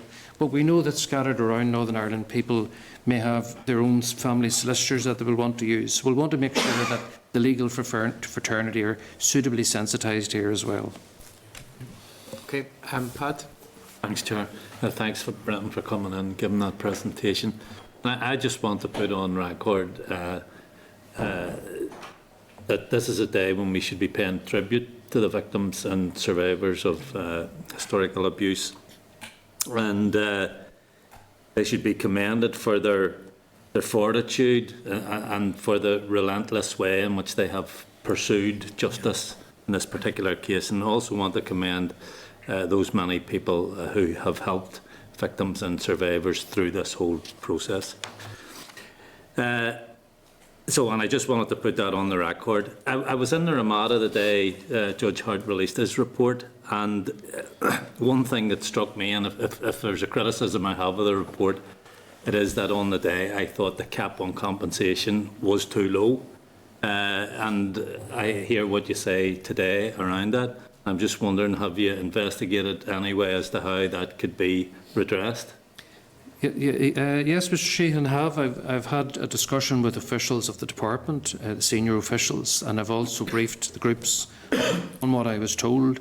As I understand, the situation would be to bring forward an amendment to the HIA Act. This could, I'm not definite on this, but this could possibly be done by resolution of the Assembly. However, to do that, the politicians, the MLAs, would first of all have to have cross-party agreement, and there would have to be a consensus at the executive level as well. But beyond that, even if the Assembly were to move in favour of an uplift, the whole business case that the Executive Office has put together for the HIA scheme would have to be revised. So all of that would mean a delay to the introduction of the scheme. The victims' groups are very anxious that their people have waited a long time. And as one of them put it to me, it's better to have half a loaf than no bread. We are where we are, and they want to keep the thing moving. So are you effectively saying then the chances of increasing compensation are gone if the victims themselves want to go ahead now with the original business case, because if there's a revision of that business case, it's going to lead to delay, and they don't want delay? Is that what you're saying? Well, thank you for the supplementary, because this is an important point of clarification. The victims' groups that I've spoken to are very concerned the fact that the figures have come in too low. However, their understanding is that adjusting those figures would be procedurally difficult and would be time-consuming. So their concern in all of that is that it would cause undue delay because, as has been said, people are getting older, people are dying. That's a concern that the groups have. Okay, thanks for that. Thank you, Chair. Trevor, Lon? Thanks, Chair. Just on the back of that, is there a case for civil action and on the back of this, beyond this, if somebody thinks that 80,000 isn't enough, and clearly in some cases it won't be, they still have the option of taking a civil case against the authority involved? Well, indeed, Mr Lunn, Judge Hart in his report, when he came up with his proposal of the £80,000 maximum, did indicate that if someone was in a situation where they felt they were entitled to more, they could always take a civil case. However, there is a difficulty with that in that although on the face of it one could go for a larger amount in a civil claim, the procedure for a civil case would be far more onerous and demanding of people who are vulnerable sometimes. Yeah. The redress scheme is geared to be smoother and less demanding of them. Mr Stalford raised the concerns about that earlier. But the second point of concern about the civil claim route is some of these claims would be statute barred. They wouldn't be eligible where that doesn't limit, the statute of limitations doesn't apply to the redress scheme. Yeah. And I'm thinking that in an ideal world, if somebody wanted to take a civil case beyond a successful application for this scheme, that the outcome of this scheme would be pretty good evidence in terms of what you would bring to a civil case to try and prove your case. Yes, one would think that on the back of the redress process, an applicant would have assembled a lot of important, relevant information. The other thing I wanted to ask, Chair, there's mention of Australia in your papers here, and I can see you've been in touch with the Migrants Trust and Stuart Place. Yes. What's the extent of the problem as regards people who may now be living in Australia? Well, I have to say, Mr Lunn, I don't have details on that yet. I'm only beginning that part of the work now. You appreciate that the major preoccupation has been initially the legislation, the redress board, and indeed getting the services in place. So we're at the point now where we can begin reaching out to what I call the HIA diaspora across the world. Diaspora again. Okay, so you've had no feedback from these Australian organisations yet as to what they might know about the situation out there? No, in fact, I have a conference call scheduled for Monday morning. Time difference and all of that with the Stuart Place organisation. And the Child Migrants Trust, though, I have met with its director in London. They're based in Nottingham, and they have a lot of experience with across the UK with the whole child migrant issue. Thank you very much. Thank you. Christopher? Thank you very much for coming along. One of the recommendations contained in the Hart report related to a memorial to mark the suffering that people endured. In your role as an advocate, have you been given any ideas from people and groups what form that memorial should be, where it should be, what they would like to see? Yes, I have, Mr Stalford. At different times, individuals and groups the conversation comes round to memorialisation. Yeah. And note, of course, the term memorialisation rather than memorial, yes, because there are many ways, as you'd know, to memorialise. And there are a range of views. So that's why I intend to convene a number of seminars between April and June, so that we can begin a conversation among the range of victim groups. And people can respectfully listen to each other's ideas. It does come down to some people who would see a structure as an important issue. Others would have maybe a literary project in mind. In that respect, there's a wonderful range of creativity at work. Yes. So the essential thing will be, certainly for ministers and for this committee, for you to see some coherence and consensus, yes, emerging at some stage. Now, that will be a process in itself to give people time to think that through. It's not my place to tell anybody, and I understand that. But I would imagine, is there a difference between those that would want like a living memorial, a trust or something like that, that engages in work for victims, as opposed to a statue or a window or something like that? Or, I mean, it can be all of those things, I suppose, but just trying to understand where the lie of the opinion would be. Well, you're exactly right. I mean, your assumptions are right there. In fact, if you apply it to your experience and knowledge that we'd all have of the legacy victims of the Troubles, and in my own experience as a Victims Commissioner, I remember one particular group who chose to produce a book over a couple of years, and in the writing of that book, which was done with facilitation, people stepped forward and began engaging with each other in a way they hadn't done in 40 years. So when they published their book, it represented a whole journey that they went on together. For other people, again, as you know, with the Troubles, they concentrated on stone memorials. Yes. So there's that kind of range. Yeah. And we just need to make sure we reach a situation where whatever is done has the support and consensus of the HIA victim constituency. Thank you. Thank you, Chair. Okay, and Trevor? Oh, right, okay, thank you. I was just looking at your staffing structure. And I mean, you seem to have been busy since you've taken up posts, but you seem to have quite a lot of vacant posts. At what stage do you believe that will all be? I mean, and in terms of actually supporting you and your work and getting the work done, it's interesting just, I mean, I think there's a couple there to be, where did I see it, to be approved, 2 posts to be approved, and I think there's 3 vacant. Yes. A very small team. Yes, Mr. Clark, I'm very comfortable with you raising this. I'm sure you are. It's helpful to me. This is an area of concern and frustration. Now, in fairness to the senior civil servants, they've been very good at committing to me and to the groups that I'd have all the staff I need. However, that has been easier said than done. And one has to go through a lot of technical bureaucratic hoops to get people in place. So because we were trying to get people into place quickly, and also allowing for the fact that the Commissioner has yet to be appointed. And you need to give the Commissioner room to read the situation and make their judgment about what kind of team they'd have. So as effectively the temporary Commissioner, I've got temporary staff. I have to say the 2 civil servants who are working with me are working well beyond the call of duty. And they're working at issues that are, especially around emotional support to people, that are beyond the norm for a civil servant. So I've been very lucky in the people who have been sent to me. However, we're vulnerable in that regard, and that's why I'm looking to support our capacity to provide emotional support beyond the core staff team.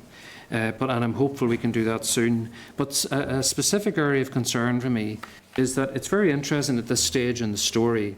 A lot of people who seem to have put their energies into the campaign to get the legislation passed, their minds are now and their hearts are turning to deeper issues.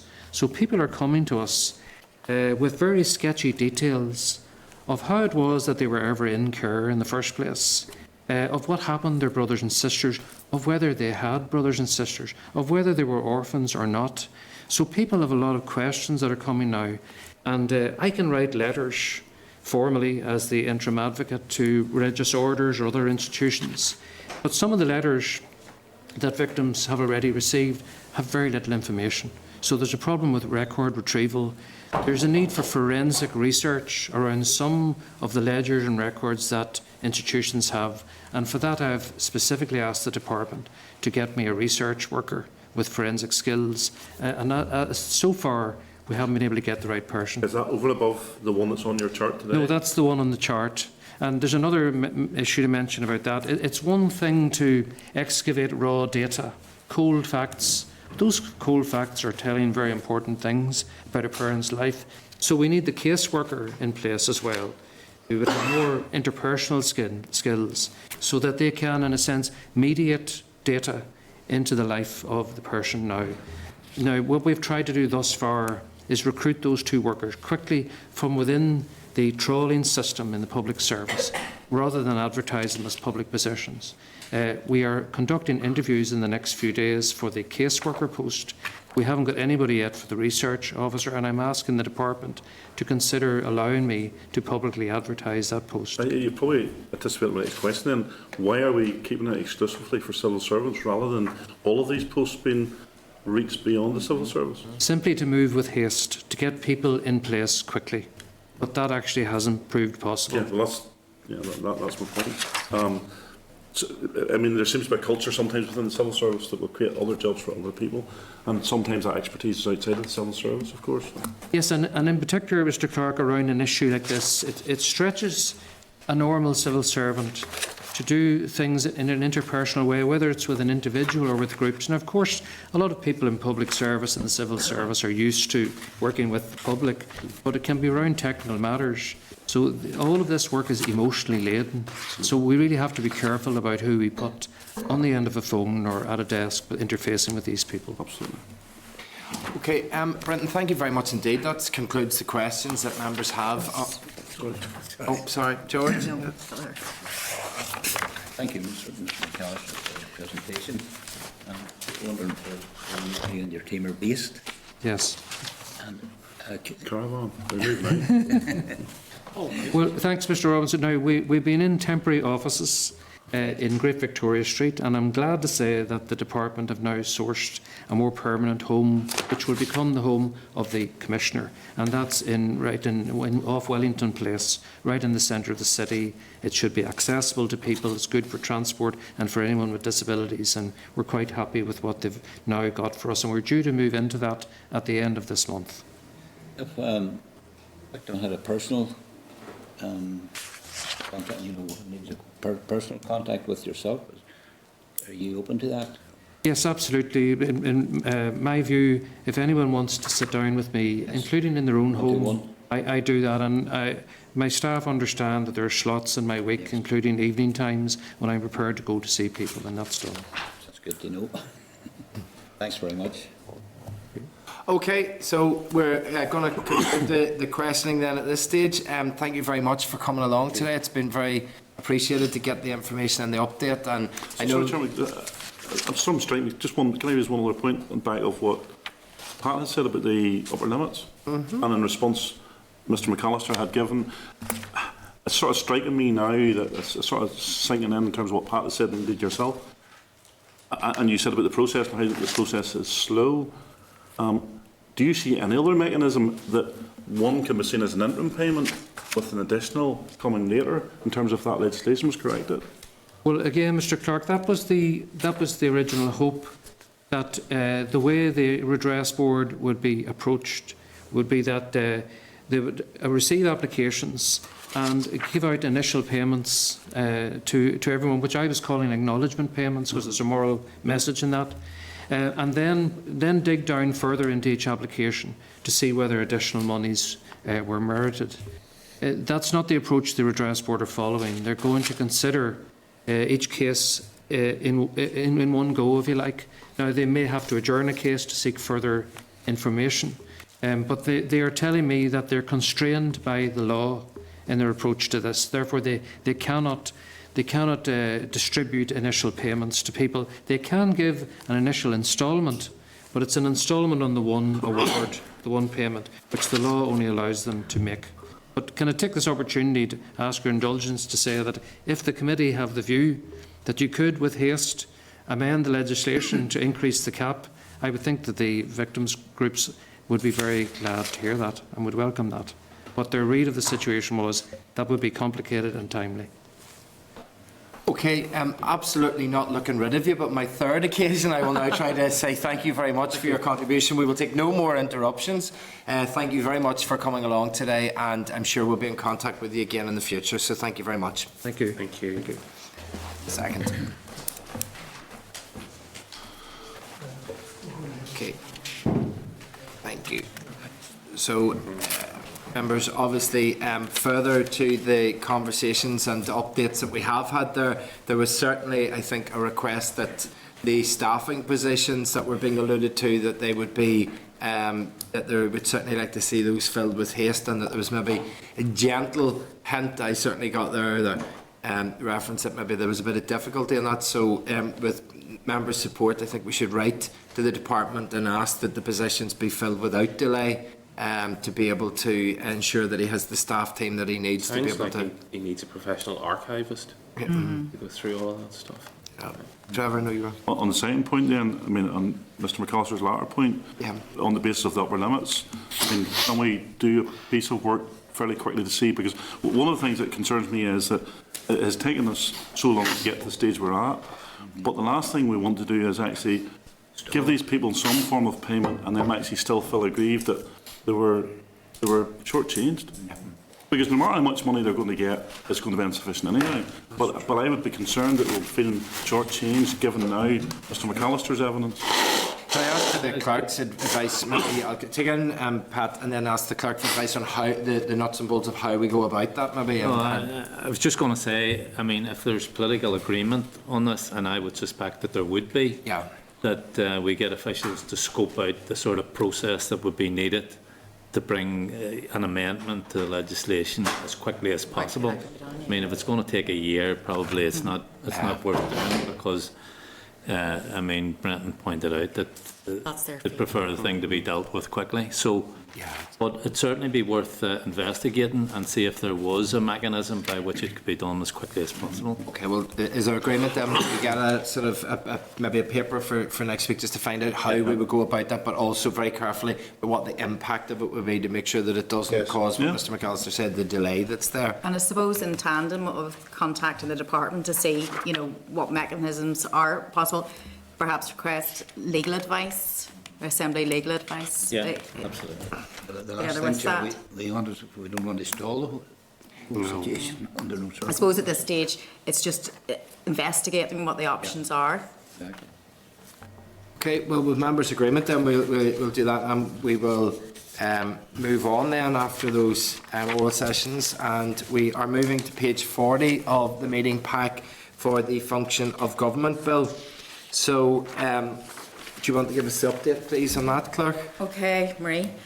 Where'd you get Claire from? We've been so formal with everybody else, so I thought we'd keep going.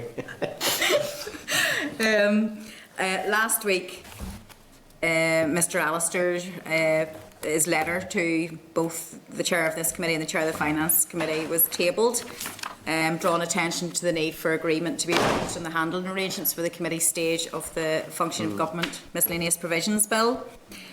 So, as I mentioned last week, the bill contains provisions that are of concern to a number of committees, so it's not obvious to which committee it falls to for scrutiny. So, it's thought that there are 4 committees that the bill will be of concern. The Assembly and Executive Review, ourselves, Committee for Finance and Committee on Standards and Privileges.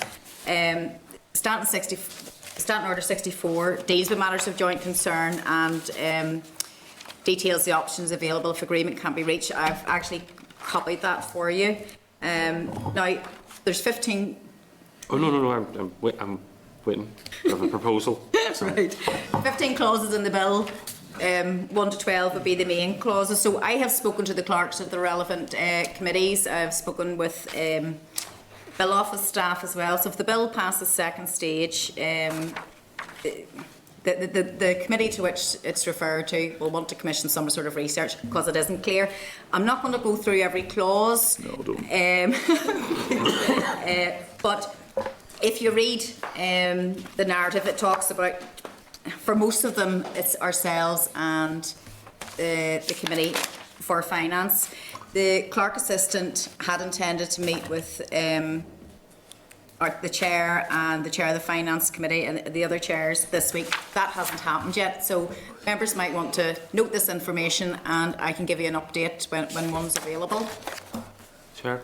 Yes? I recall when the Assembly and Executive Review Committee was established, the logic of that was that it was about pursuing overarching reform of the way in which government functions here, and that was the logic behind the creation of AERC. Given that the provisions of this bill relate to reforming how a government functions here, or one aspect of government functions here, well, a couple of aspects, I think the natural home for this is the Assembly and Executive Review Committee, and I think that we should, as a committee, take a position on it, because I don't think it sits in the Committee for the Executive Office. You know, if this was first, second, third, fourth, and we're rating it, I think we're fourth in terms of where it actually sits. There's elements of it are clearly about standards and privileges. There's elements of it are clearly about personnel, and there's elements of it are about the functioning of the Assembly. I think there's very little in it that directly relates There's elements of it obviously that relate to, but in terms of the percentage of it that directly relates to the work of the Executive Office, I think that's relatively small. So I think we as a committee should take a position that it should go to AERC. Okay, Trevor? Well, I'm looking at the 12 clauses that Marie has highlighted here. 10 of them indicate that it's of interest to this committee. 10. Well, AERC I sat on for a few years. I'm still scarred by the experience. If you want agreement, don't go there, you know. But I'm being facetious. That does actually refer this bill to this committee, 10 out of 12 clauses there. But I think, I don't want to reopen our conversation from last week, but I think maybe just based on what Christopher's saying, there's two elements to it that I'm struck by.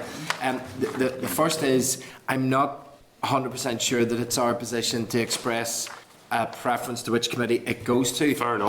However, I am. However, in saying that, I think there was an expressed wish from this committee that it doesn't come to here. And I think maybe what we should do is we should write a letter, and I should certainly attend whatever meeting the committee or the bill clerk or whichever clerk it is that brings us together, that this committee is suggesting it doesn't wish to examine it, and I will kindly suggest that there's a recommendation that the AERC may be the place to go to. But personally speaking, Chair, I have no concerns of being part of that piece of work.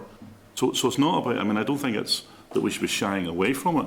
It's just, personally speaking, I agree with Christopher and where it's best placed, and I'm not trying to disagree with Trevor, but actually if you look at some of that, quickly looking at, and I'm not sure if Trevor came to the conclusion of 10 out of 12, because my quickest look at those are mostly finance issues, and that's where I think we get into this area.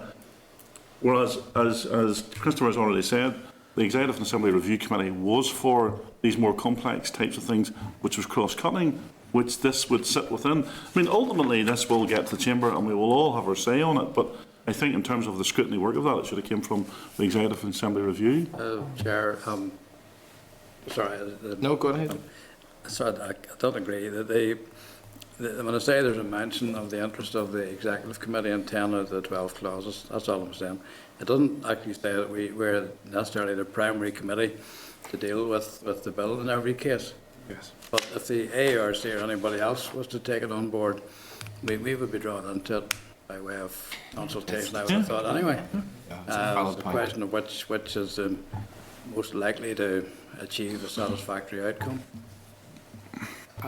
Well, as someone who spent a fair bit of time on the AERC committee as well, there wasn't one decision taken the whole time I spent on it. Precisely. And all they really do is provide a number of options, and then those options are passed on down the board. So if we're not going to make a decision except to pass it on to someone else who isn't going to make a decision, then it would be better if there was someone who is able to make a definitive decision about where this piece of this bill should sit.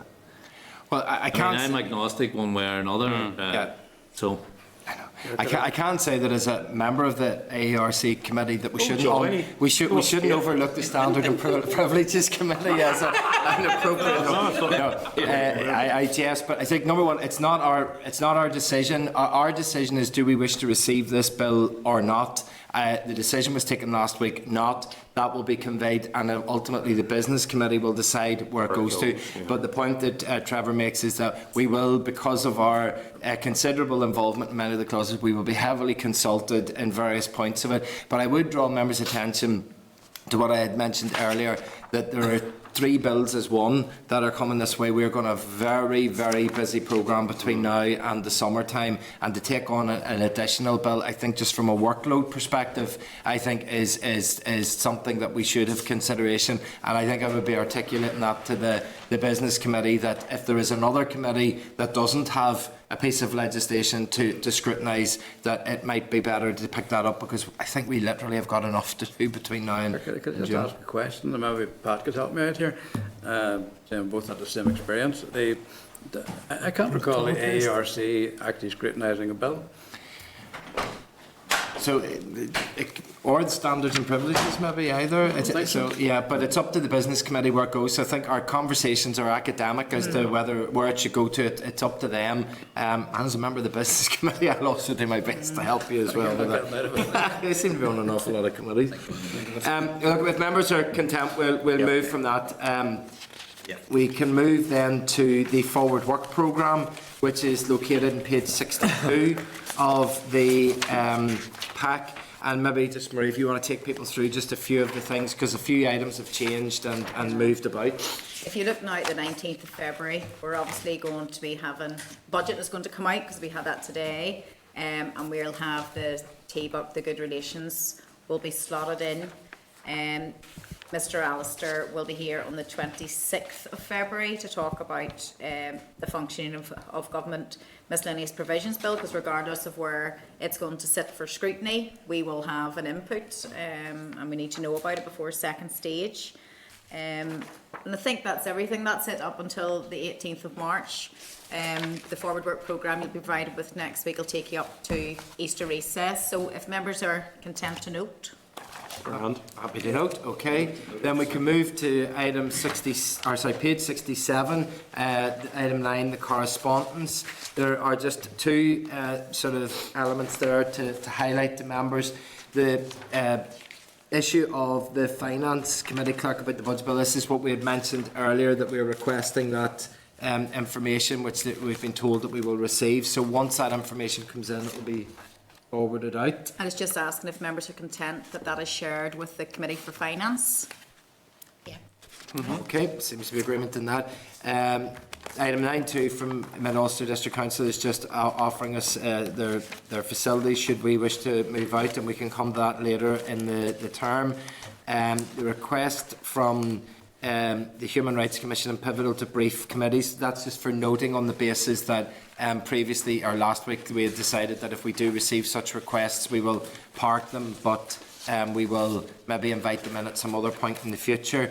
And items 9.5 and 9.6, I did make reference to those slightly earlier in the meeting, just saying that these groups will receive and will be consulted with, and the various interim advocate will meet with them, and maybe if we just go back to them and say that avenue is there for them, and if they don't draw any satisfaction from there they could come back to us, but that hopefully we've received assurance that they'll get their hearing with the interim advocate.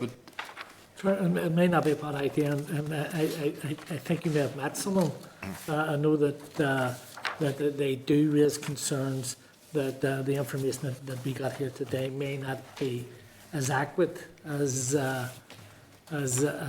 they believe in terms of the processes that are put in place and the effectiveness of that they deal with it. So it may not be a bad idea of yourself as chair just have a yarn with them. Okay, individually. happy to do that.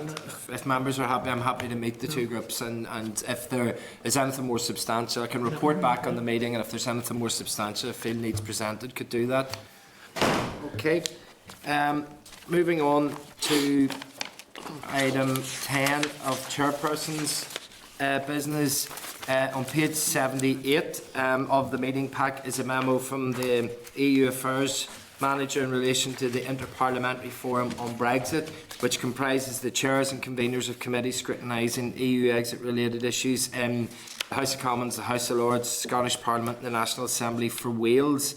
There's two elements from that. Number one, there's a meeting of that forum on the 19th of March. Up until this point, there's been the chairs of all the committees and the various legislators that have been there, but it's been in attendance. There has been officials here from the civil service, so that hopefully can now change, and with your support I can attend that meeting. I've been invited to it.